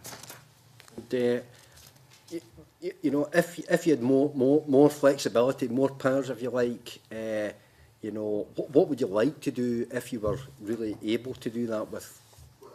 One of the core interventions that I would make if I had further responsibility would be on the level of capital expenditure. We would have sustained a much more significant level of capital expenditure than would have been the case had we had the option to do so. I've made no secret of that fact, and I think we would have seen a more beneficial economic impact than we have seen. Okay. Just on this question of leakage, which Chick Brody touched on, we heard quite a lot of concern from some witnesses around how much money going capital spend wasn't actually making its way into the broader economy. To give you an example, it's been suggested that on the new fourth crossing, Queen's Ferry crossing as we have to call it now, project, there are 400 Spanish workers coming over to live in temporary accommodation. Is that something you're familiar with? Is that a concern? Well, I'm certainly aware that there are people from other countries working within Scotland. When I go to the supermarket in Blairgowrie, sometimes I feel as if I'm in a supermarket in Bratislava with the buzz that's going on around about me. And that's economic mobility, that people are involved in moving to seek employment. I think the key point, I'm very interested to explore some further detail of the committee's concerns about leakage, but we are undertaking capital expenditure projects the length and breadth of the country. There are very substantial numbers of Scottish-based contractors involved in undertaking these construction projects around the country. There will be, because of the competitive tendering processes, there will be companies from out with Scotland that succeed in winning tenders, but that's the consequence of a free market. If the committee is going to recommend the curtailing of the free market, well, that will be certainly something for the official report to capture. But I think certainly the economic footprint, the economic impact of the capital expenditure programme, I think is very significant right across the country. I think the point some witnesses made to us was that the government's programme is very much based on the principle that the capital spend will create jobs in creating infrastructure. But if a proportion of these jobs are going to people who are not Scottish residents, for example, those coming and living in temporary accommodation, will probably be spending most of that money not here, but sending it back home. Therefore, are the multipliers that you're using actually accurate? And I wonder if the Scottish Government does any assessment of people working in these infrastructure projects, where they're actually from and where the spending is actually going to. Well, we certainly don't, we don't, as far as I'm aware, make any assessment of where people are from that work on the projects. We certainly monitor the success of, we certainly monitor performance on procurement success by companies. And for example, in relation to the data that I have on procurement, 80% of contracts won through Public Contracts Scotland, which is the portal that essentially advertises all public sector work in Scotland. 80% of the successful businesses winning contracts had a Scottish address, so I can give the committee the comfort of that data. So is that 80% of the value of the contract or the number of contracts? That's of the number of do we know what the breakdown per value is? I don't have the value figures in front of me, but we'll certainly explore whether we can provide the committee with those value figures. Okay, thank you. Okay, if nobody wants to come in on this, I'll go back to Chick. Just on that comment, I'm sure if we're going to do that exercise, we'll also do the corollary, which is find out how much we enjoy from Scots engineers working in Brazil, Nigeria, etc. So it's a difficult exercise. I know the point that you were trying to make, Convener, but I think it might be slightly misplaced. I wonder, Cabinet Secretary, if I might, just my last question, there are two particular drivers in which I think are important. One is business startups and the other is exports. Clearly, the business startup level and indeed the survival rates perhaps are not such as we wish in the current economic environment. I just wonder if you can advise us as to what emphasis is being given to those parties that are involved. We had conversations with Scottish Enterprise in Highlands and Islands Enterprise in Inverness on Monday, Irvine on Monday. So I just wonder what emphasis the government is putting in the pipeline with these agencies to secure more focus on business startups. And the other is in exports and international marketing. In looking at, for example, Visit Scotland's budget for the year, a question was raised, I raised a question with Mr. Roughhead as to, if I travel, as we did last Monday, to Brussels, if I look in Brussels Airport, there's nothing about Scotland. And I just wonder whether or not that might be a particular decision, but I just wonder how much emphasis in budget terms is given to these agencies to propagate our need for increased exports. On the question of business startup, the committee, I think, is well familiar with the structure that we have in place in relation to business development in Scotland, which is predicated on the availability of advice to any individual in the country wishing to start up a business in any locality through the Business Gateway. And clearly there is a necessity to make sure that service in all parts of the country is effective for the needs of individuals throughout the country. The Business Gateway carries an obligation to identify companies that they consider to have significant growth potential and to identify those to Scottish Enterprise and Hans Enterprise to essentially fuel a growth pipeline. I regularly discuss with Scottish Enterprise and HIE whether or not that dialogue is working effectively enough to highlight where are the companies with growth potential and are we getting behind them as quickly as we could do. If a company is identified as having growth potential, I'm pretty confident that they will be well served. I'm not pretty confident, I'm very confident they'll be well served by our enterprise agencies and supporting them through their development journey. I see a lot of these companies personally, and I get a lot of good feedback about that, so I'm very confident about that point. Where I'm constantly scrutinising is, are we establishing the right connections from the business gateway to the pipeline? We've also, and then essentially companies will then be supported by the enterprise agencies to develop their economic footprint and their effectiveness as a consequence. We also remain open to considering additional questions beyond that structure. As the committee will be aware, I've put in place resources to establish the EDGE Fund, which is a competitive proposition to encourage startups to compete for resources, which can then be used to support business development. And that programme is well supported by a number of our leading entrepreneurs and closely connected to the Entrepreneurial Spark organisation, which I think has contributed significantly to raising the focus on entrepreneurship within Scotland. We also have, through another side of our operations, through the work of the universities, again partnered by Scottish Enterprise, the Converge Challenge, which is a university-based competitive proposition like the EDGE Fund, where academics are developing products and processes with the idea of taking them into business concept and then competing for development resources. And I was at the Converge Challenge awards process last week, and there were a number of very impressive technologies emerging out of our university base, and that's one way in which there's a competitive instinct that comes out of it, but you've also got some of the activity around the Interface organisation, which looks at comparative research between different institutions to enable business development to take forward. So I think there's with the combination of being open to additional elements that will add value to the business development process, and my view is that the Entrepreneurial Spark and EDGE initiatives add that extra impetus, and also a willingness to look at other ventures that may come forward.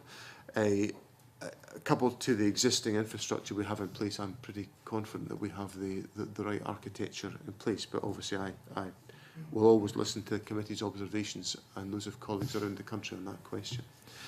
In relation to exports, I think we're in a situation where, well, particularly for Visit Scotland, about 80% of Visit Scotland's budget is spent on marketing, and I think that's a pretty substantial proportion of what Visit Scotland does.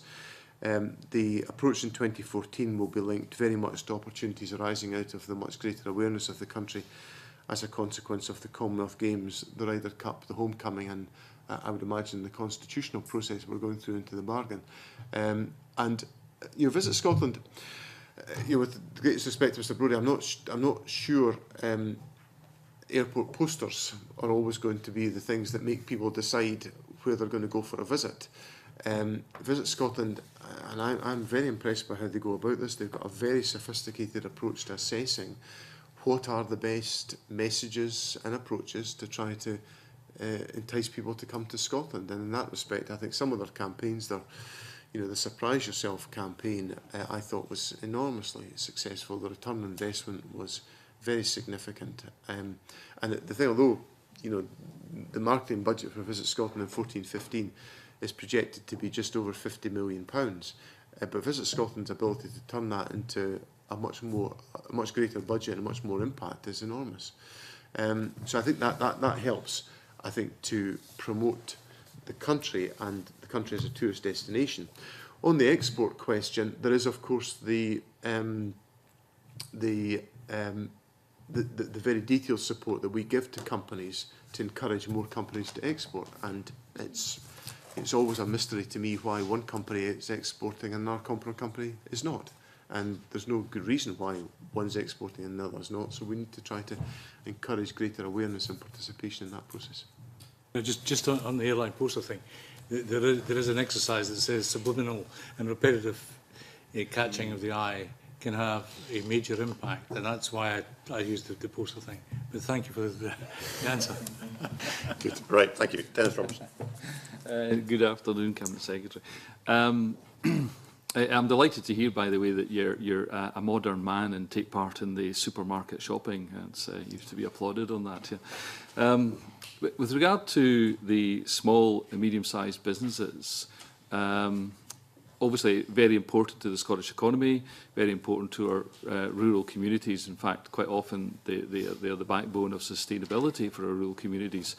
And the small business bonus scheme has been, I think everyone would agree to that, has been extremely successful in supporting them. But what are the barriers for our small and medium-sized businesses at the moment that are either looking to start up or in terms of growth? Because what we're hearing is that they're still not getting the opportunity to grow because they're restricted from the banks in getting the appropriate lending. It just seems to be a barrier. And with reference to that, I mean, what impact does that have on the budget in terms of you taking it forward? I think there's a number of interactions that government can make and that the private sector can make to help business growth within Scotland. From the government's perspective, the things that we can principally do to help SMEs is to maintain the small business bonus scheme, which I think offers practical assistance to companies with their costs.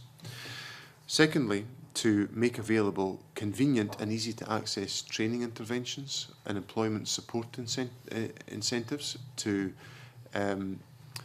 make it easier for companies to take on extra staff.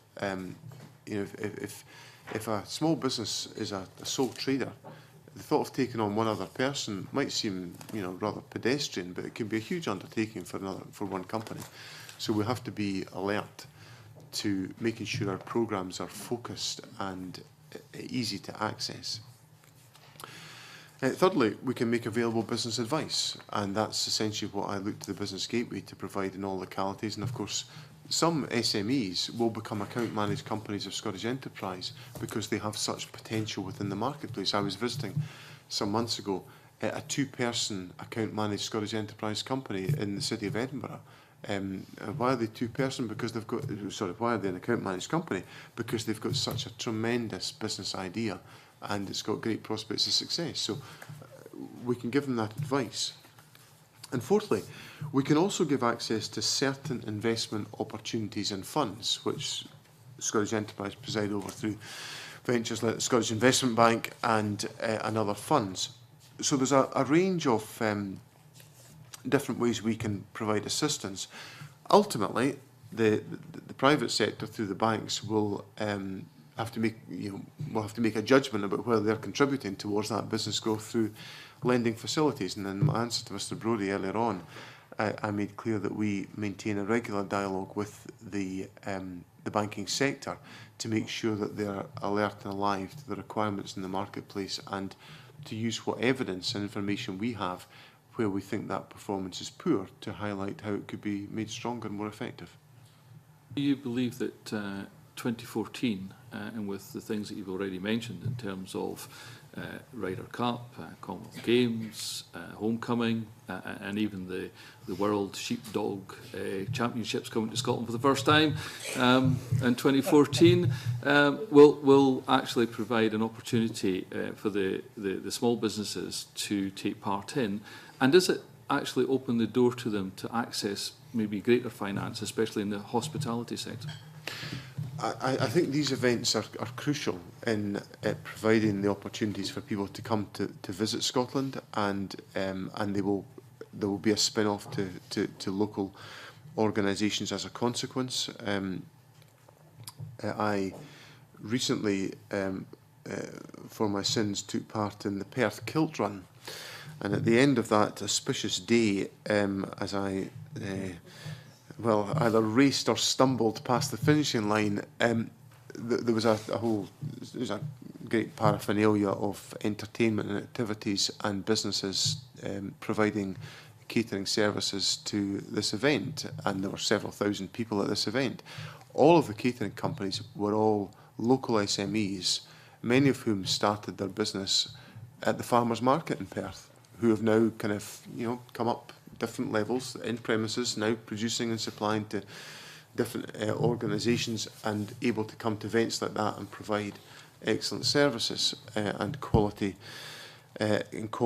produce. So I think these events are very important, and that applies across the country. I know that colleagues around the country have all these events going on in their localities, and they're important. They're also important for the Visit Scotland narrative, to explain to people further afield about what goes on in Scotland and what events are there to be to participate in. And I think that's in establishing and ensuring that local connection is very important in that process. Will you be expecting, for instance, Gateway and Scottish Enterprise to be slightly more proactive for 2014? Well, it's not just about the Business Gateway. Well, I'd expect the Business Gateway and Scottish Enterprise to be always proactive, but there's also, you know, the local chambers of commerce, for example. I've picked up around the country chambers of commerce running specific events in the locality about how companies can make something of the Commonwealth Games opportunity. And they're not just, you know, it's not just the Glasgow Chamber of Commerce that's doing that, it's chambers of commerce around the country, because they can see the opportunities that will arise as a consequence. So I think there should be every opportunity for our networks, and I would want to applaud the Scottish Chambers of Commerce for the way in which they deploy their activities to get companies to see these possibilities. I know Alison Johnson has to go at once. I'll bring Alison in at this point.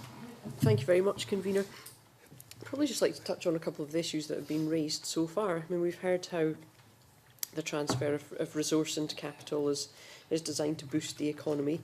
But certainly if we're looking at modern apprenticeships, we know that construction is still severely gender segregated, and you know, I do think that applies to construction as a whole. Obviously there are women involved in construction, but are they at the front end making a good living from that, or are they simply carrying out less well paid jobs? And also with regards to SMEs, you know, it's well known that there are far fewer women who are involved in business startups and so on than men.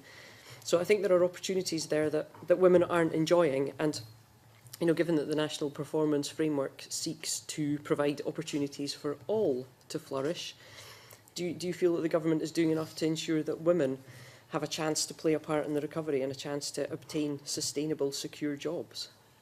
I think the government must be constantly focused on doing more in this area. You know, the statistics on modern apprenticeships, for example, in terms of starts in 2012-13, 57% male, 43% female, so there's an imbalance there, clearly. It's not as decisive as it is in other walks of life, but it's still a difference which is not acceptable. We are taking forward a number of steps to try to encourage and to improve women's participation in the labour market, some of which will be addressed by the incremental steps we're taking on childcare support, which is another part of the budget that is set out. But there are other specific interventions that we're taking forward through the work that Angela Constance has taken on beyond her youth employment responsibilities, particularly arising out of the Women's Employment Summit that we convened with the Scottish Trade Union Congress, which highlighted many of these issues. We've put in place measures to support younger women to enter into careers in science and engineering through the CareerWise initiative. And we have also taken forward steps working very closely with Professor Sarah Carter of the Hunter Centre for Entrepreneurship at the University of Strathclyde, to and working with organisations such as, if I have the title correct in my head, Women in Business, a number of steps to encourage more women to contemplate employment, enterprise startup and business leadership. So I would accept that there is more the government has to do here, and we have a programme of activity in place to try to assist in doing that, but it is recognised by ministers as an area where we need to make more significant progress. Can I just ask, how robustly is the budget equality impact assessed? You know, when you're saying, okay, you know, we're going to spend this on this and this on this, is there an overview that this will afford the greatest deployment to, you know, the greatest sector of society? The budget, we carry out an equalities impact assessment on the budget, and that's carried out at portfolio and at proposition level. And then it's amassed into the equalities statement that I publish alongside the budget, which is a substantial piece of work to put that together. In formulating that in terms of, as I say, it's carried out at portfolio level, but it's done under guidance which I've put in place after consultation with the Equalities Budget Action Group, who are a group of individuals who bring together, for example, the Women's Budget Group, which is represented by Angela O'Hagan, the Professor Ailsa Mackay of the Glasgow Caledonian University is a member of the Equalities Budget Action Group. The Human Rights Commission is also represented on that grouping. They meet with civil servants to essentially strengthen what we do in this area and to challenge, and I see them at least on an annual basis. I've made it very clear to Parliament on a number of occasions that I find this a very rewarding and challenging part of the budget process, because it essentially looks at what we're doing on a comprehensive basis and tests it on the basis of the equalities considerations. So those factors are all considered very fully by ministers when we're arriving at our choices within the budget. So I think, and the Equalities Budget Action Group have been very generous in what they've said about how the government goes about this part of the work. So it's not my observation; it's theirs, and I place a great deal of store on the dialogue I have with the group in terms of formulating our choices. Question, Convener, if I may. Yeah. The National Performance Framework, as I've said, it's, and you will know, of course, seeks to provide opportunities for all to flourish. But there are those, and it's a concern that I fully understand, who believe that there's still a very narrow focus on economic considerations. I mean, Scottish Environment Link, for example, has called for the removal of increasing sustainable economic growth from the single purpose, pointing out that that is just one of many means to the goal of flourishing and not an end in itself. I just wondered what consideration is given to the broader aspects of the National Performance Framework when it comes to awarding contracts, for example. Does the government look at the NPF when it's dealing with, procuring contracts?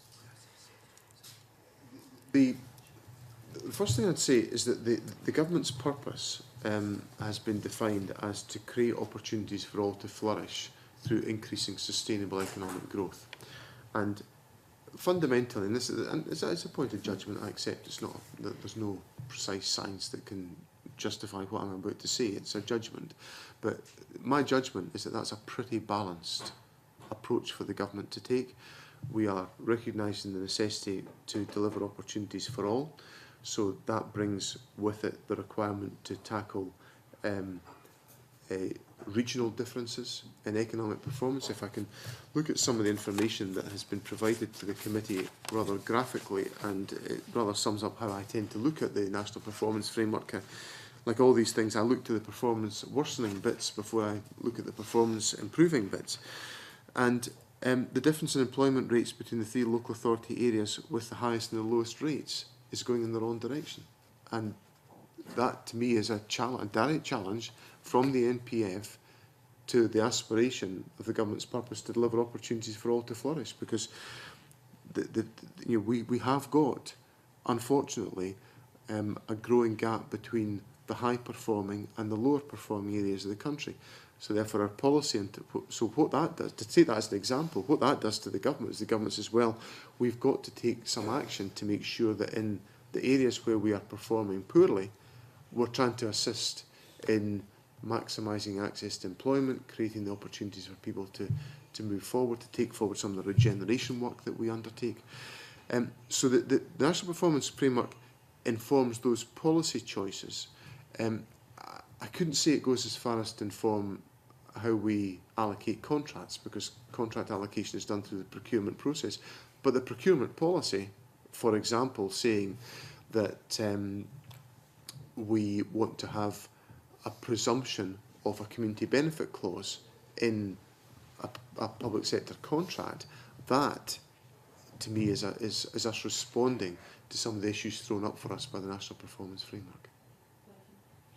Okay, thank you. I think Could I just perhaps add one other comment in relation to the answer I gave on the equalities issues?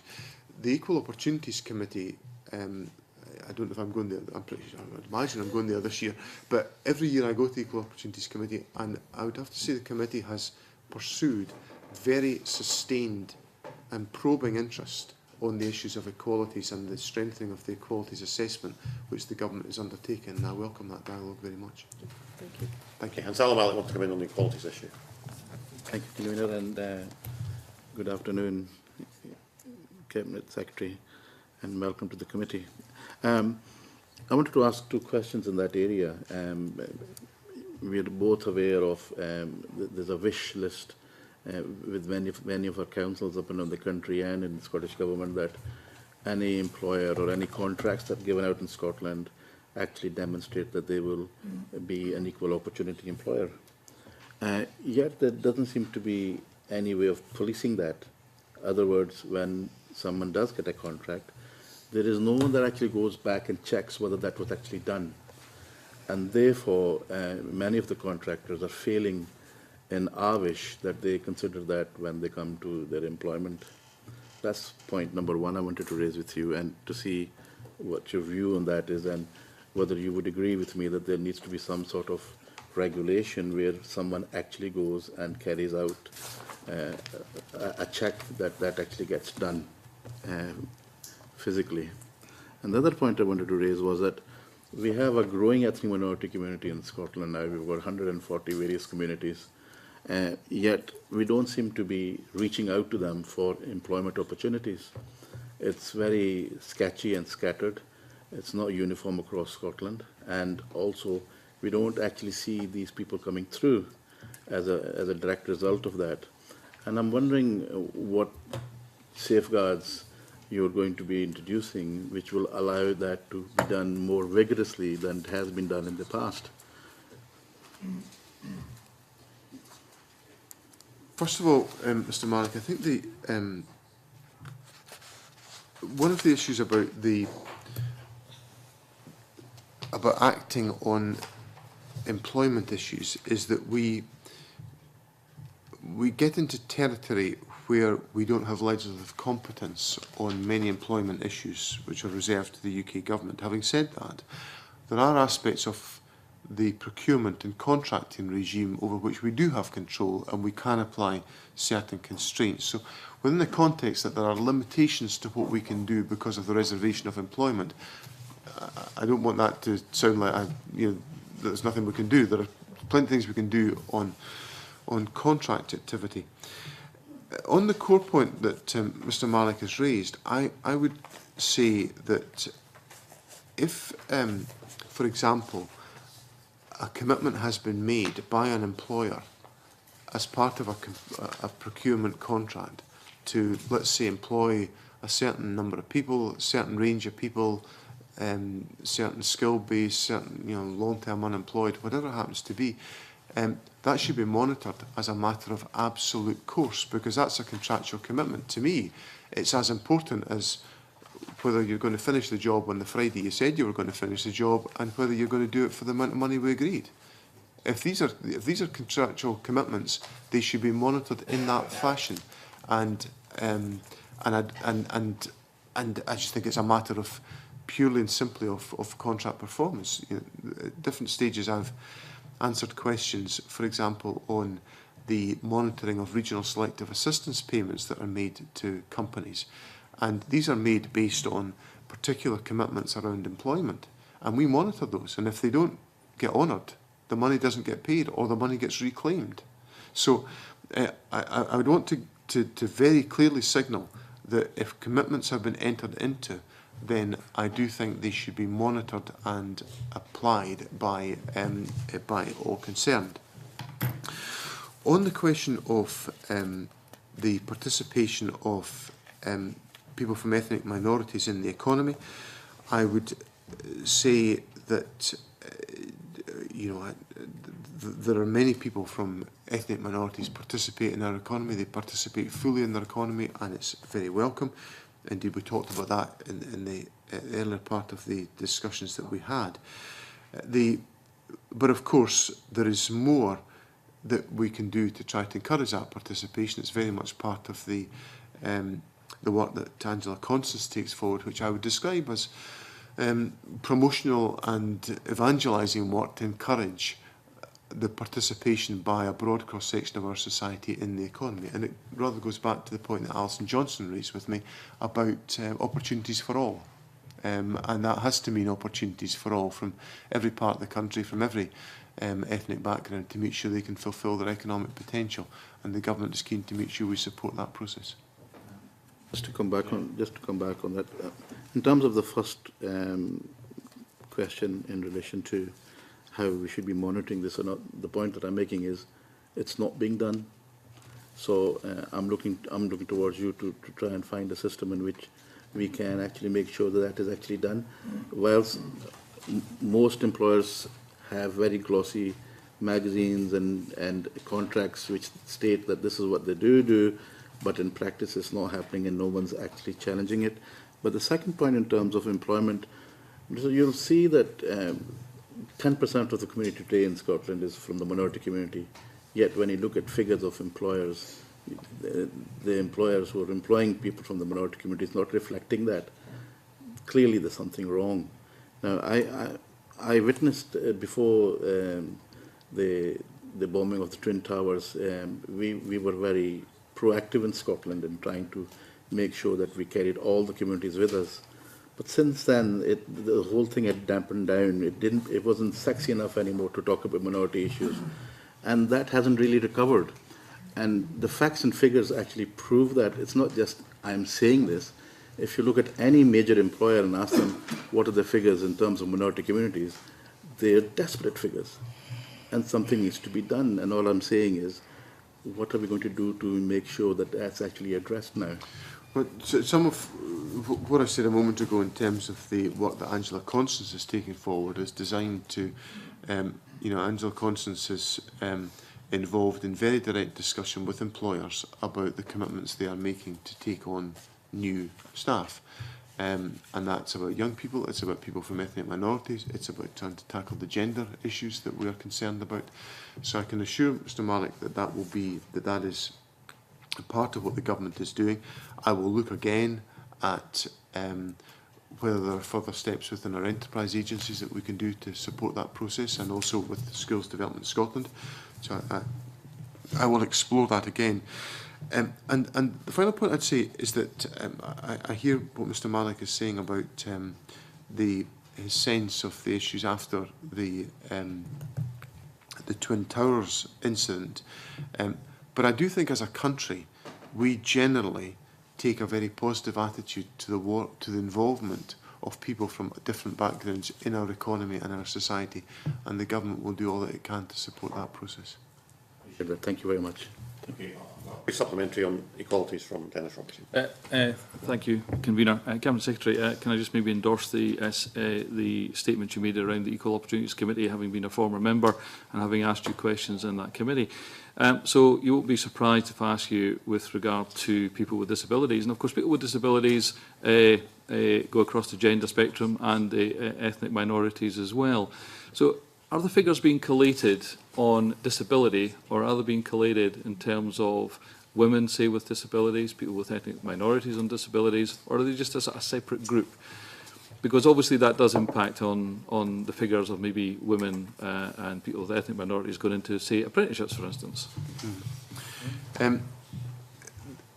What I can't say to Mr Robertson just now is just whether there's that cross-referencing between whether there's a gender disaggregation on disability. I'd imagine that I would be surprised if there wasn't. whether there's a gender disaggregation on people with disabilities and ethnic minority status, I can't answer today, but I'll check these points and advise the committee. What I would say is that, and again, this goes back to the kind of range of different interventions that we make. Yesterday, I was out opening a new facility for the organisation Fourth Sector out in Duddingston in Edinburgh, and it's essentially a group of, well, it's a core business which is training people with disabilities and learning difficulties in getting into employment in a very focused and supportive fashion. And then they also have a number of supported businesses working as part of this organisation, and it operates under a social enterprise umbrella, and the committee will be aware of the government's priority to expand and develop the social enterprise sector within Scotland, and at a personal level my own determination to make sure that's the case. Now, I saw yesterday some of the most encouraging examples of how people with disabilities can enter the labour market and make a marvellous contribution to our economy with just a little bit of adaptation and additional support. And it was a most invigorating visit to see that in practice. And I think, so in terms of how we take forward our interventions, you know, the fact that in amongst all the budget issues we wrestle with, we have maintained the level of financial support to the third sector within the government's budget is an indication of how we think that will contribute towards achieving our objectives and achieving our purpose of creating opportunities for all to flourish. Margaret, we do. Good afternoon. I've really wanted to focus my question on modern apprenticeships and just how ready are these people for work, and are we training them for the right skills, for the opportunities that are out there? And also I notice from the Employability, Skills and Lifelong Learning Level 2 budget, there is quite a substantial reduction in the funding from 267.2 in 13-14 to 239.9 2014-15. And that further reduces in 2015-16 as well. Just how are we going to match the up-and-coming young people to the opportunities that are out there within the economy if we are reducing that budget? The budget line that was referred to was, is it Employability, Skills and Lifelong Learning? Yes. This we do, yeah, okay.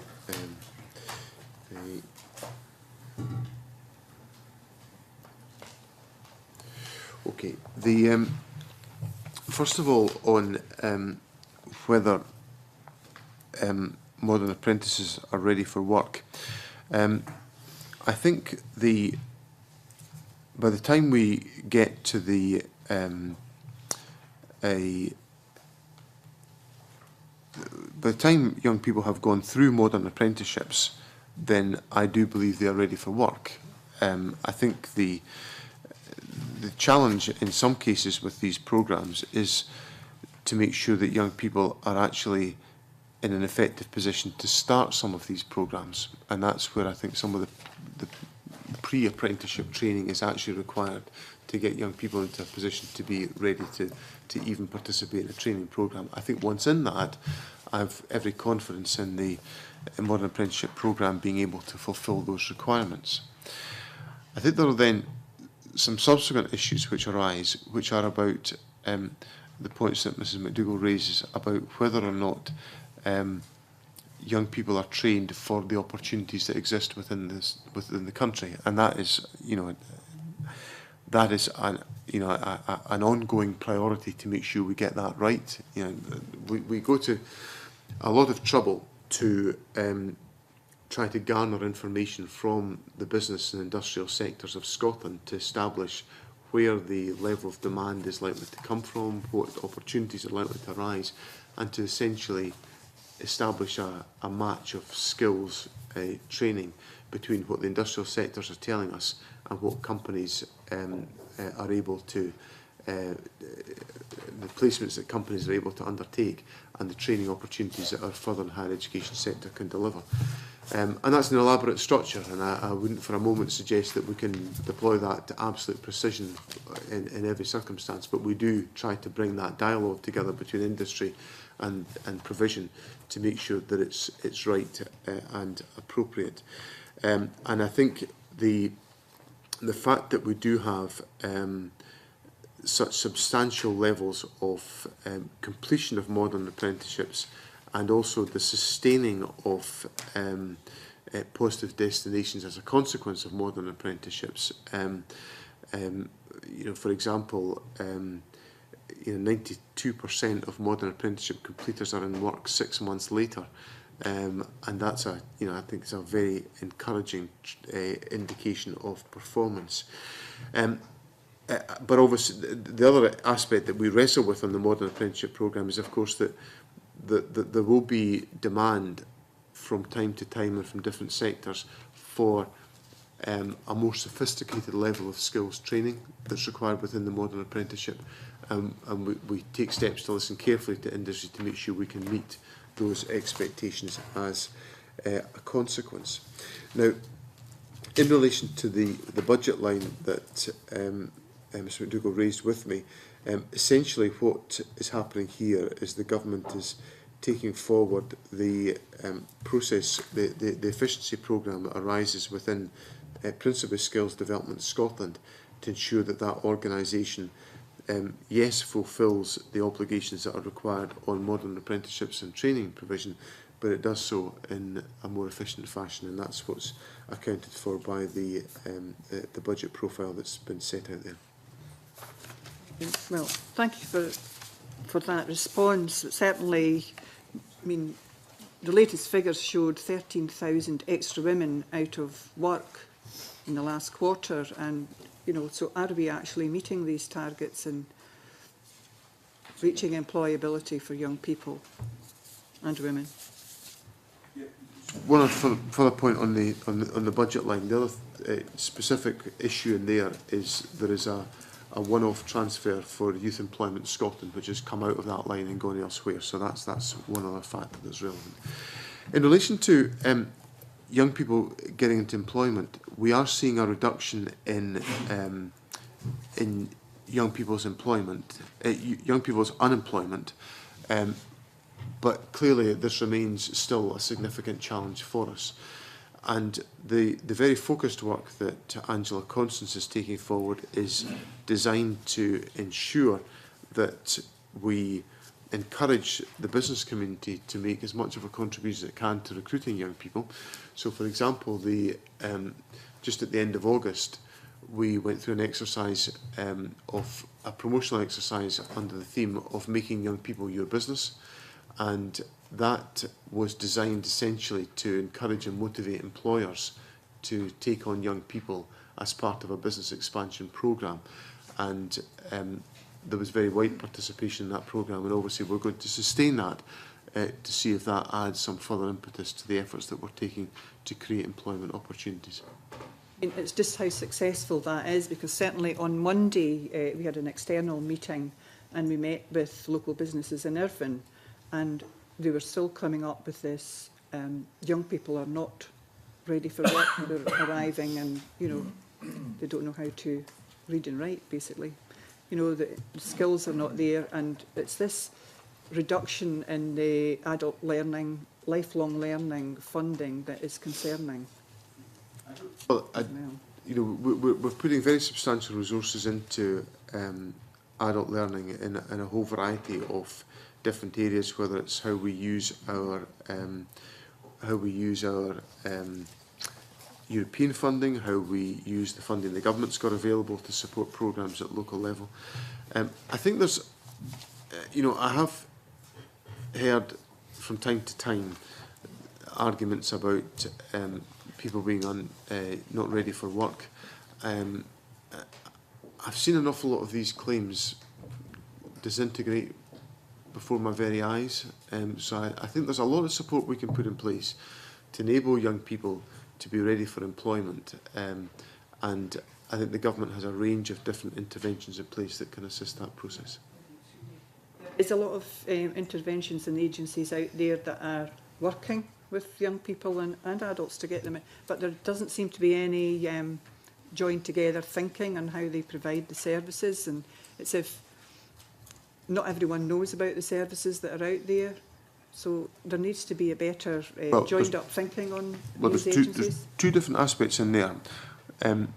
If people don't know about services, then I would accept we have a job of work to do to raise awareness, and that's what campaigns like Making Young People Your Business are designed to do, to raise that awareness with companies.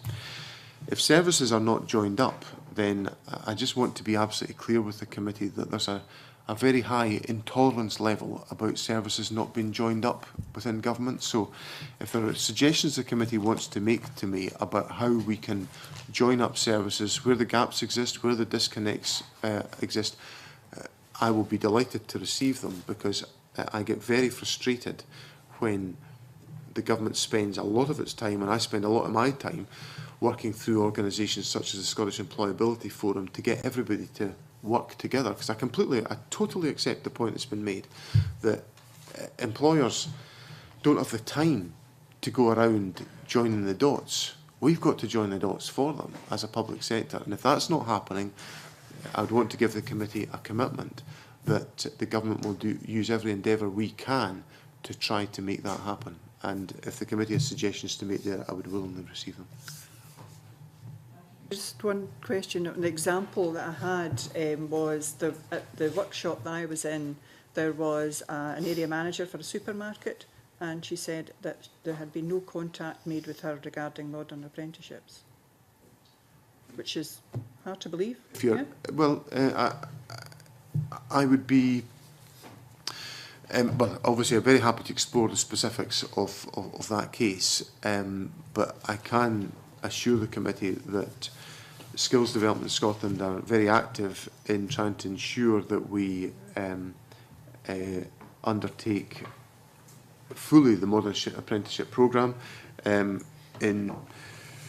2011-12, there were 26,427 modern apprenticeships. 2012-13, 25,691.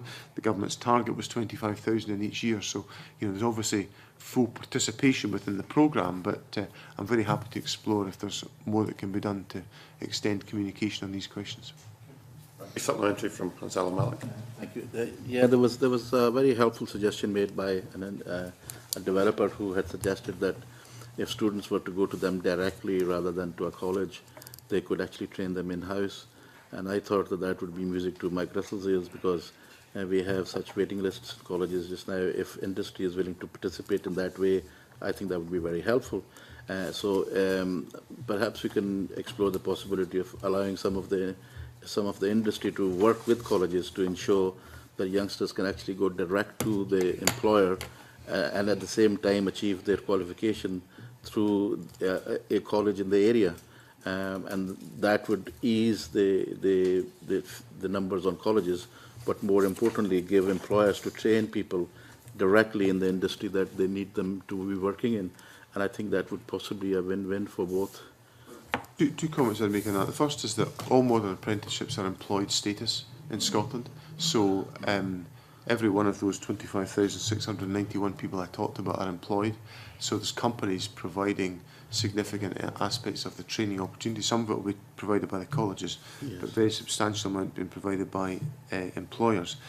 Second point is that, forgive me for disputing the point about college waiting lists. I think we've been round the houses about college waiting lists, and we've got a situation where the government has shifted the emphasis of the college sector to ensure that more full-time training is actually provided within, full-time education is provided within the colleges, and I think that is a beneficial step in terms of enabling more people to access the labour market as a consequence. I'm not wanting to point score because I do have constituents who are waiting for places in colleges, so I'm speaking from practical experience, but what I'm trying to do is find a solution, and the solution I think offered to us was a good one, and I think we should perhaps, because not all courses necessarily need to be under a college. but the qualification obviously needs to be provided by a college, because they're the ones who provide the qualifications. So the involvement for a college would be simply to ensure that the quality of education being provided by the employer was of a standard of a qualification, but nevertheless the individual would be qualified working in industry. I would have thought that I was being helpful. Well, there's obviously, the points that we can discuss in amongst that point, but I think I said my piece on college places. Right. I think, Chick, really want a brief Yes, point on this. thank you again. Sorry, just on that point, when we were in Irvine on Monday in the workshop that I was chairing, there was a suggestion from a couple of the businesses that it might be better to just, instead of having modern apprentices go, or people involved in operation, opportunities for all, that we encourage businesses to take these people on full time and do the training, do the whole training within the ambit of the company or within the industry. I don't know whether that's something that's been discussed or might be discussed, and would take away some of this less than targeted argument about college places. But I think the point I make about the employed status of modern apprenticeships is a fundamental point in terms of the advantages of actually training individuals within the workplace. Thank you. Okay. I think we need to move on, and we haven't touched yet on the issues around energy efficiency, fuel poverty, and then energy more generally. So I'm going to bring in Marco Biaggi, who I think is suffering a little, but hope he'll survive the next few minutes. I will do my best. I think I'm going to ask basically the same question I asked last year with regard to the fuel poverty budget. A large proportion of the overall spend is dependent on money coming through the ECO scheme, because the Scottish Government's funding is 79.2, I believe, with the intention of bringing it up to 200 overall with ECO. What assurances are there that that money will come through ECO from the companies, and is there anything in the experience of the last year since I asked the question that you can provide to provide further reassurance on that? The manner of pursuing this is agreed with the energy companies, and I'm very confident that we've got to a position where these schemes are now working much more effectively on the ground than was the case. I think we had several years ago that there was a disconnect about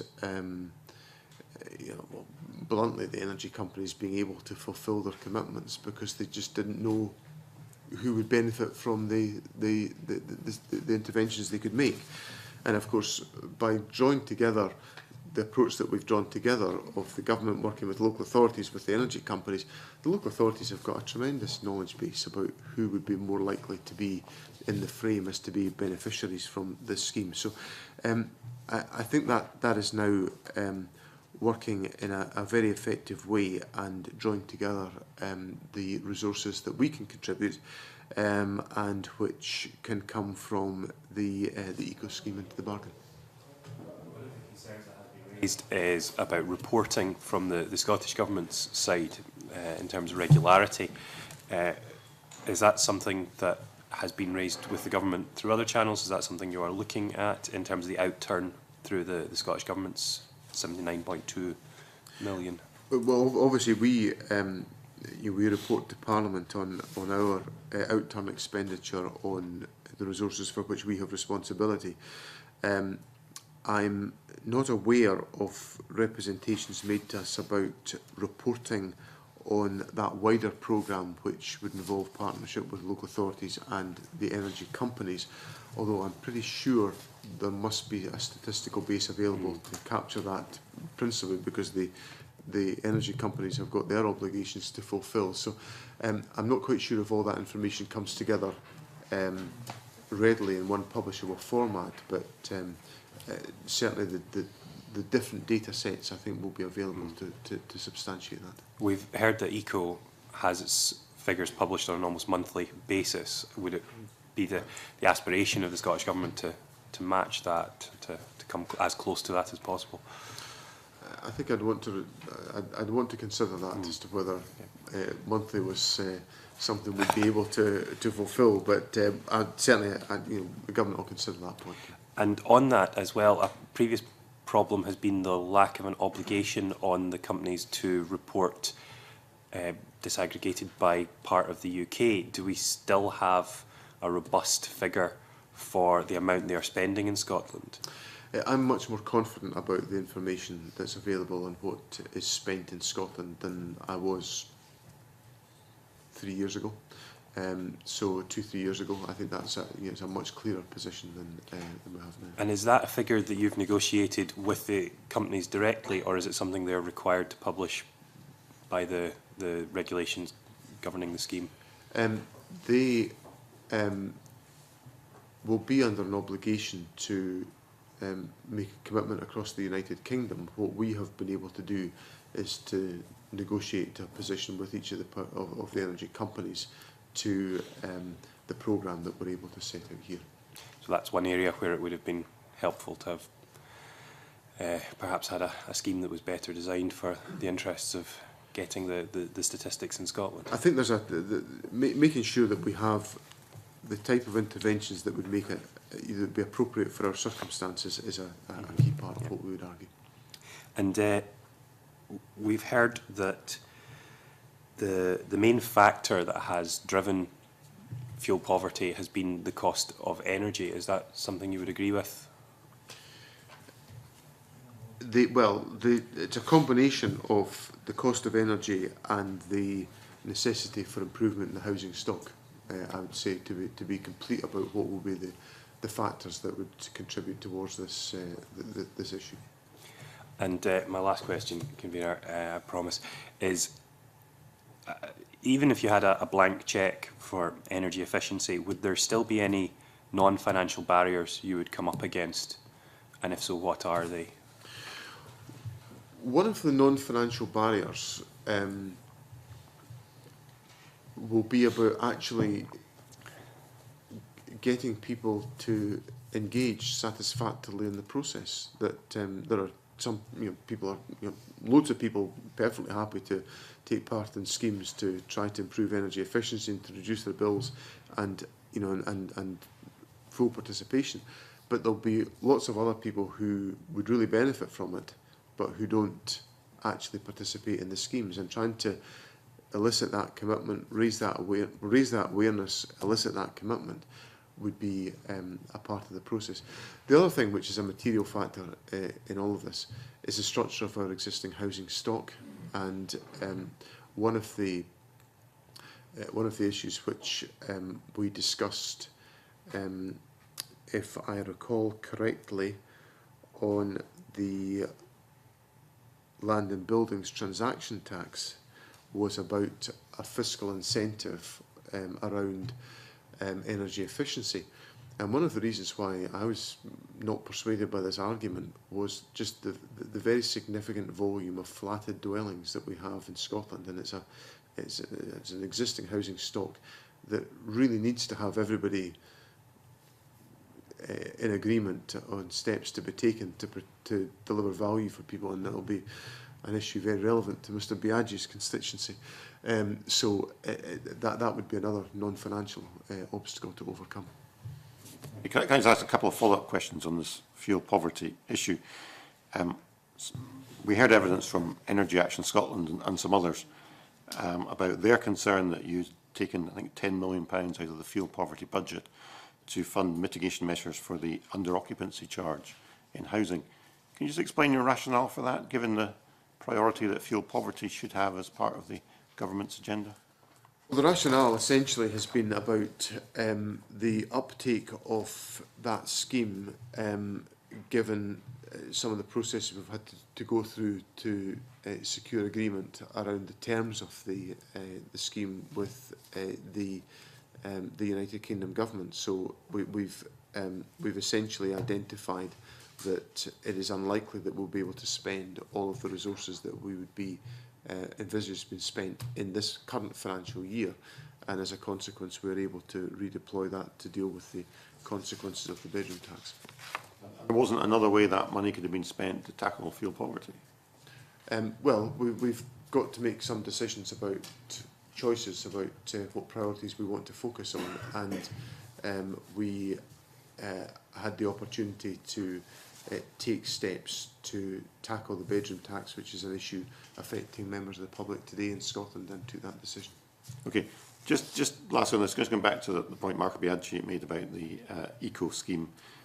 According to your budget for the current year, energy companies should be investing £135 million in Scotland. Do you know if that's being met? Are we on target for that? I don't think I have a progress report on that in front of me, Convener, but I'm certainly happy to share that with the committee. Okay, that'd be helpful. No, I don't, sorry. I'll write to the committee. Okay, very brief supplementary, Margaret McDougall, conscious of time. Very brief on that.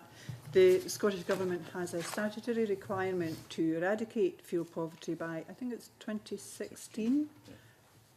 It looks like, from the figures that we've seen and the way things are going, that we're not going to meet that figure. Government has. Are you confident you will? Well, we have in place a range of measures that we think can contribute towards the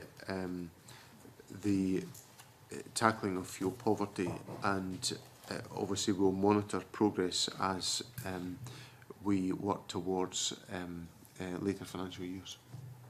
I mean, one of the issues around that, sorry, Convener, was the underspend was the time that takes to actually fill in these forums and acquire the funding for individuals. Has anything been done to correct that? Well, the government tries to make sure that we make these schemes as accessible as is possible to members of the public, and if there are particular obstacles arising out of that, we will certainly ensure that they're tackled. Thank you. Okay, thank you. Right, Mike McKenzie. Thank you. I noticed, Cabinet Secretary, that you've extended the period for the Renewable Energy Investment Fund, and I just wonder if this is a response to concerns that a lot of the industry have had, and which I must admit I share, that the protracted process of energy market reform in the UK government has, along with other related matters, the insufficient pace of grid investment, still high grid connection charges, high transmission charges, and so on, are leading to a situation where we're not able to fully realise our renewable energy opportunities as fast or as quickly as we may have anticipated 2 or 3 years ago.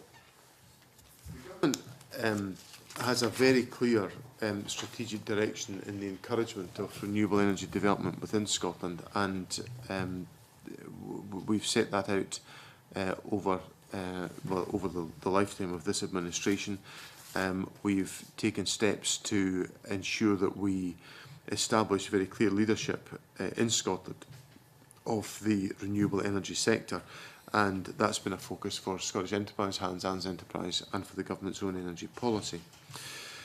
I think it'd be fair to say that the development of technologies has been slower than we would have anticipated, and electricity market reform has undoubtedly contributed towards that process.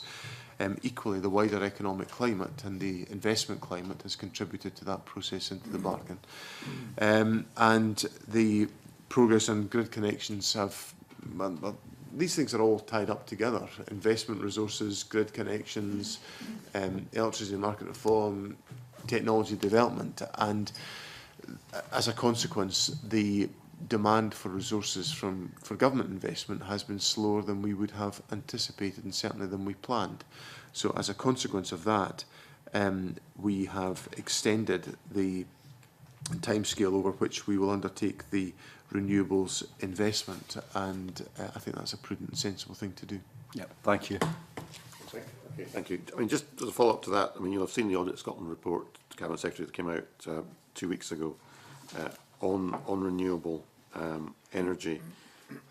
You're projecting a bounce back in 2014-15 to spending of 130 million. Is it realistic to expect that uplift in spending within that timescale? I think I think we're moving into a position where we have more clarity. If you take the factors that I just set out to Mr Mackenzie, convener, the issues of the investment climate in general, just the economic confidence, electricity market reform, and wider technological development. I think on all three of these factors, we're seeing a strengthening in the marketplace. Economic conditions are improving. I think electricity market reform is getting more securely founded, and technology developments are continuing apace. So I believe that the approach we're taking in terms of extending the timescale for development is correct. I will, of course, keep it under review, and I'll keep Parliament advised about any conclusions I arrive at out of that. But I think what was interesting out of the Audit Scotland report was the view that Audit Scotland took of the absolute clarity of the government's strategic direction, which was welcome, but clearly trying to ensure that's translated into practical investment decisions remains a priority for the government.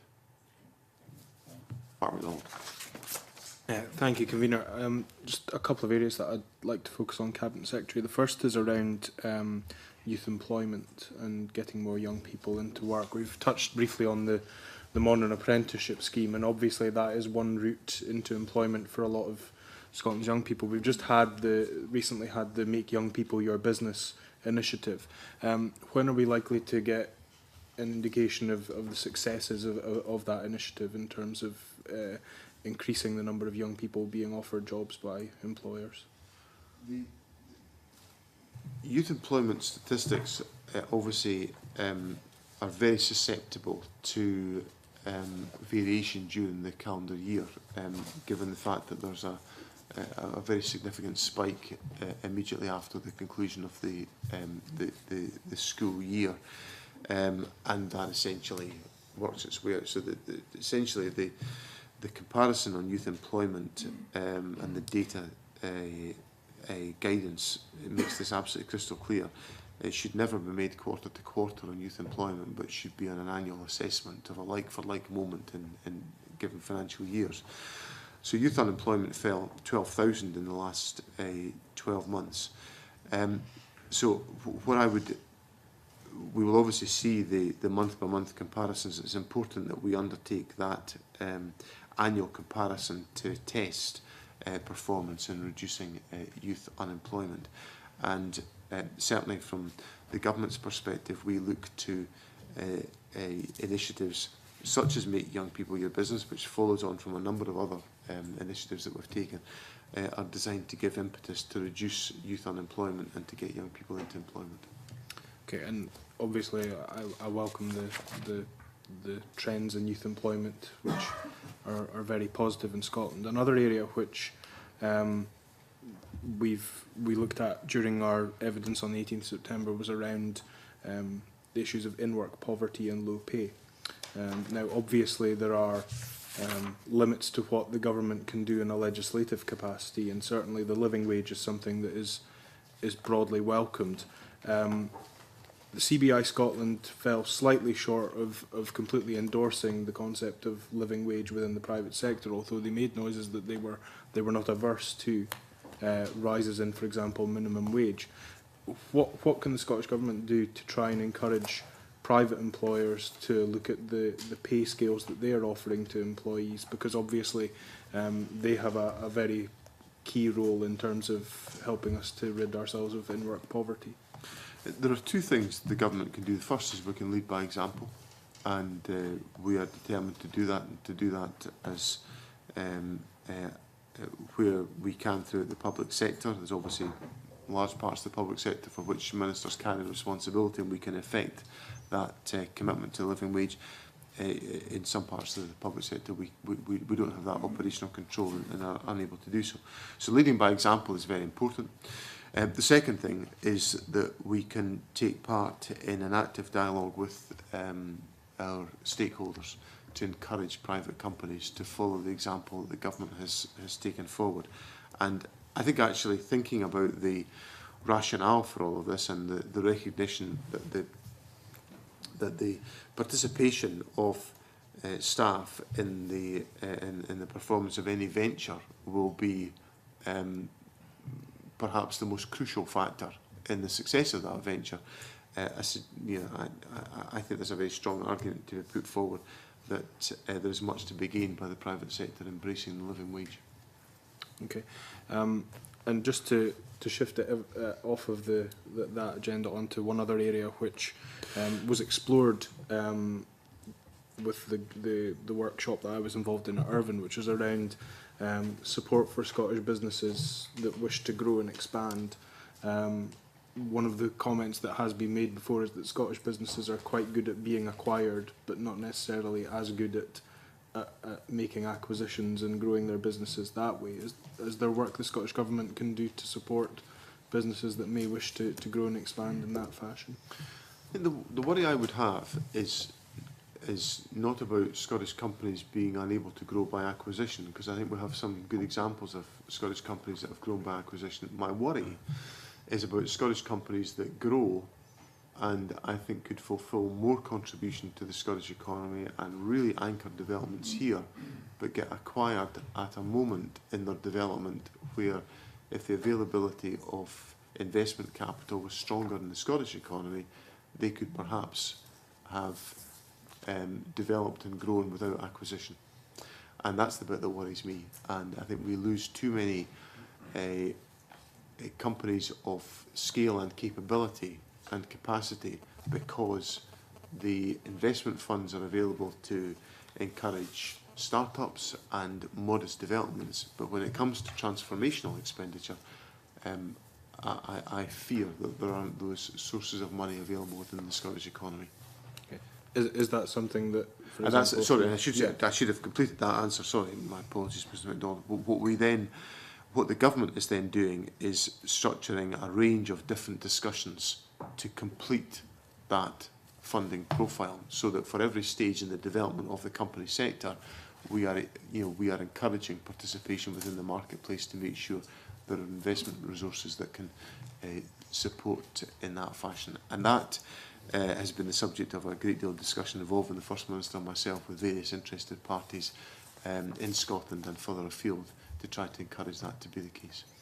And there was some mention when we had, for example, Entrepreneurial Exchange and giving us evidence around the transition between angel investment and venture capital, and often there's not necessarily the sort of seamless transition that companies might require. Is that something government can assist with, or is that beyond the limit of your? I think there's an element of that we can assist with, which is in making sure there is a complete profile of potential opportunities, potential investment channels available within the marketplace in Scotland. I think that's something that we can do, and that's what our discussions are focused on doing. You know, Mr. MacDonald mentioned the angel community. 20 years, the angel community in Scotland has come from nothing to being very, very substantial and a great asset to the Scottish economy. So the fact that we can make that journey in a relatively short space in time is very encouraging indeed, and we need to make sure that's the case in all aspects of the economy. Okay. Just on that, thank you. Funding, of course, is very important, and as you rightly say, the angels are their growth and involvement has been very substantial. But one of the things, and I speak from some personal experience, is while there might be funding available, business support, or whether it's knowledge transfer from universities, R&D, seems to be, leaving the major agencies aside for high growth companies, we seem to be short of good business support. I mean, I don't know what, if any conversation have taken place in terms of how we can help businesses do the transformation that you talk of, Cabinet Secretary. I think it's very important that we consider what progress is actually made within the economy. Like we do have lots of companies that grow and develop and get access to support from our enterprise agencies, and you know, I can only speak about the evidence that I see from my own travels around the country, but I am encountering more and more companies, account managed companies of Scottish Enterprise and Hans Enterprise, who are saying to me that they feel well assisted in their growth journey. I agree Well, with you on that. but I think that comes back to one of my earlier points in response perhaps to your questions, Mr. Brodie, about whether or not we've got all the connections correct between the Business Gateway, who should be looking at all of the company base of Scotland to say to Scottish, and there's also an obligation to Scottish Enterprise as well. It's also a conversation I've opened up with the Chambers of Commerce, because I've said to Chambers of Commerce, you know, they've got a company base that they know, and they can ask a company, you know, they think our company's got growth potential, they think they're doing well. As one simple question says, are you an account managed company, Scottish Enterprise? And if not, I'm saying to the Chambers of Commerce, feed that into Scottish Enterprise so that they can, or Hans Enterprise, so they can make the assessment. Because what I don't want us to be in is, the judgment we've made, the model that we operate for business development is a selective model. We decide as a public sector which companies we think have got the best growth potential. I've broadened that discussion to also involve dialogue with the banks, because they are making an assessment about what companies have got growth potential within the economy. And I want us to be satisfied that in all circumstances we are able to properly capture the companies of growth potential within the economy. Thank you. Okay. I've got two questions to close, Cabinet Secretary, which arise from the evidence we took on Monday from Scottish Enterprise, Hans Enterprise and Visit Scotland. The first is on the Strategic Forum. The Strategic Forum savings for the current year are 25 million. Are we on target to meet those? We certainly will have to live within those constraints, Convener, yes, is my answer. Right, that's a slightly qualified answer, but that's fine. Next year it's 40 million, and the year after it's 40 million. Now, what we've identified is between Scottish Enterprise, High, Visit Scotland and SDS, they're finding 26 million. Can we assume that it's the Funding Council, therefore, who are finding the extra 14 million? It will come from the Funding Council and Skills Development Scotland. Yeah, SDS were in that 26 million I quoted. I think the figure they gave us was 1 million they were expecting to find. In what financial year, Convener? For next year? 14-15. Numbers I've got are slightly adrift, but not substantially adrift from that. But it would be the 5 participants are Scottish Enterprise, HIE, Visit Scotland, Scottish Funding Council, and Skills Development Scotland. Right. Okay. And that adds up to 40 million. Yes. Okay. We'll be keeping a close eye on that one. Okay. Final question. One thing that came out of the evidence we got from Scottish Enterprise was that in their published plan on income for the 2013-14, they've got a shortfall in income projection of 26.3 million, and they're proposing to make that up through asset sales. Now, when we put this to them, they denied it was a fire sale of assets, but did accept it was not a good time to be selling assets given the financial situation. Do you think it's sensible for a government agency to be selling capital assets to fund a shortfall in its income in the current climate?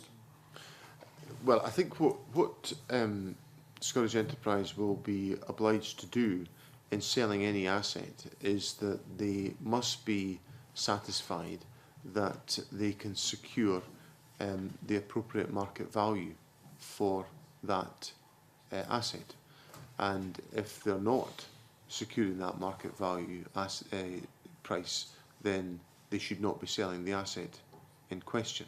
So that's the that's the rules that are in place. No, I understand that, but I mean, I'm sure you'll understand, Cabinet Secretary, that if we're talking about sales, for example, of commercial property holdings, you know, now is not a good time to be disposing of those because the market is very low, and perhaps if they held them for 2, 3, 4, 5 years, the market might improve. In the same way as, you know, when the former UK government sold the gold reserves at an all-time low gold price, it perhaps didn't get the best value for money for the taxpayer. Well, I completely accept your point about the gold price, Convener. I think a judgment has to be made about individual sales of property, but the tests that I've set out have to be applied in every single case, and that's, you know, and that is the requirement of the system. Now, there will be other areas where Scottish Enterprise will generate income. You know, for example, Scottish Enterprise will be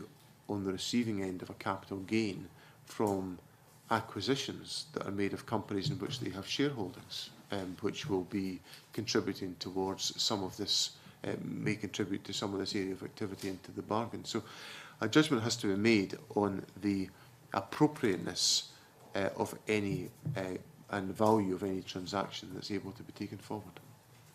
So it doesn't concern you that they're selling capital assets well, to fund the shortfall in income? What I'm saying is that they've got, well, I think we've got to be careful how we view this, convener. Part and parcel of the financing of Scottish Enterprise is that they will be using other sources of income beyond grant and aid, and that's not something new. That's been part of the character of Scottish Enterprise for over 20 years, that they will be generating income as a consequence of some of their other business activities. So there's but ultimately, when it comes to the issue of property disposals, they have to make a judgment about whether or not the tests can be fulfilled in relation to property disposals on a case-by-case basis. Well, I'm sure they can get market value, but then, you know, the market is well down, as we know. Mr. Brodie's got a supplementary. Just on that point, I mean, in South Ayrshire, we've been looking at, you know, trying to encourage the council to dispose of assets. You can't just look at the market value. I mean, you've got ongoing, if you don't sell them, you've got substantial ongoing maintenance and energy costs, which horrified me when I had a look at them in terms of, you know, the liability that you'll incur. So, you know, I think working with Scottish Futures Trust, hopefully they'll be able to achieve more than market value. Well, yeah, that would of course apply, Mr. Brodie, if you're dealing with an asset that was unlet and empty. If you're dealing with let property, it's a completely different picture. But, right. Okay. Well, if there are no further points, I think we can. Sorry, Dennis. Yes. Just very one point here. Do you remain encouraged, Cabinet Secretary, with the level of investment coming into Scotland at the moment, especially in areas like oil and gas? Very. And you know, the Ernst & Young Attractiveness Index highlighted that we were at a 15-year high number of projects, and as Mr. Robertson will be aware from his own constituency environment, the oil and gas sector in the north east of Scotland is developing very significantly and expanding its reach into other parts of Scotland, with substantial oil and gas activity now happening in other parts of the country because of the congestion in and around Aberdeen, and obviously that spreads the economic benefit to other parts of the country. Okay, right. If there are no further questions, I think we can call it a day at that. Thank you very much, Cabinet Secretary. Thank you to your officials. And that concludes this session of the committee meeting.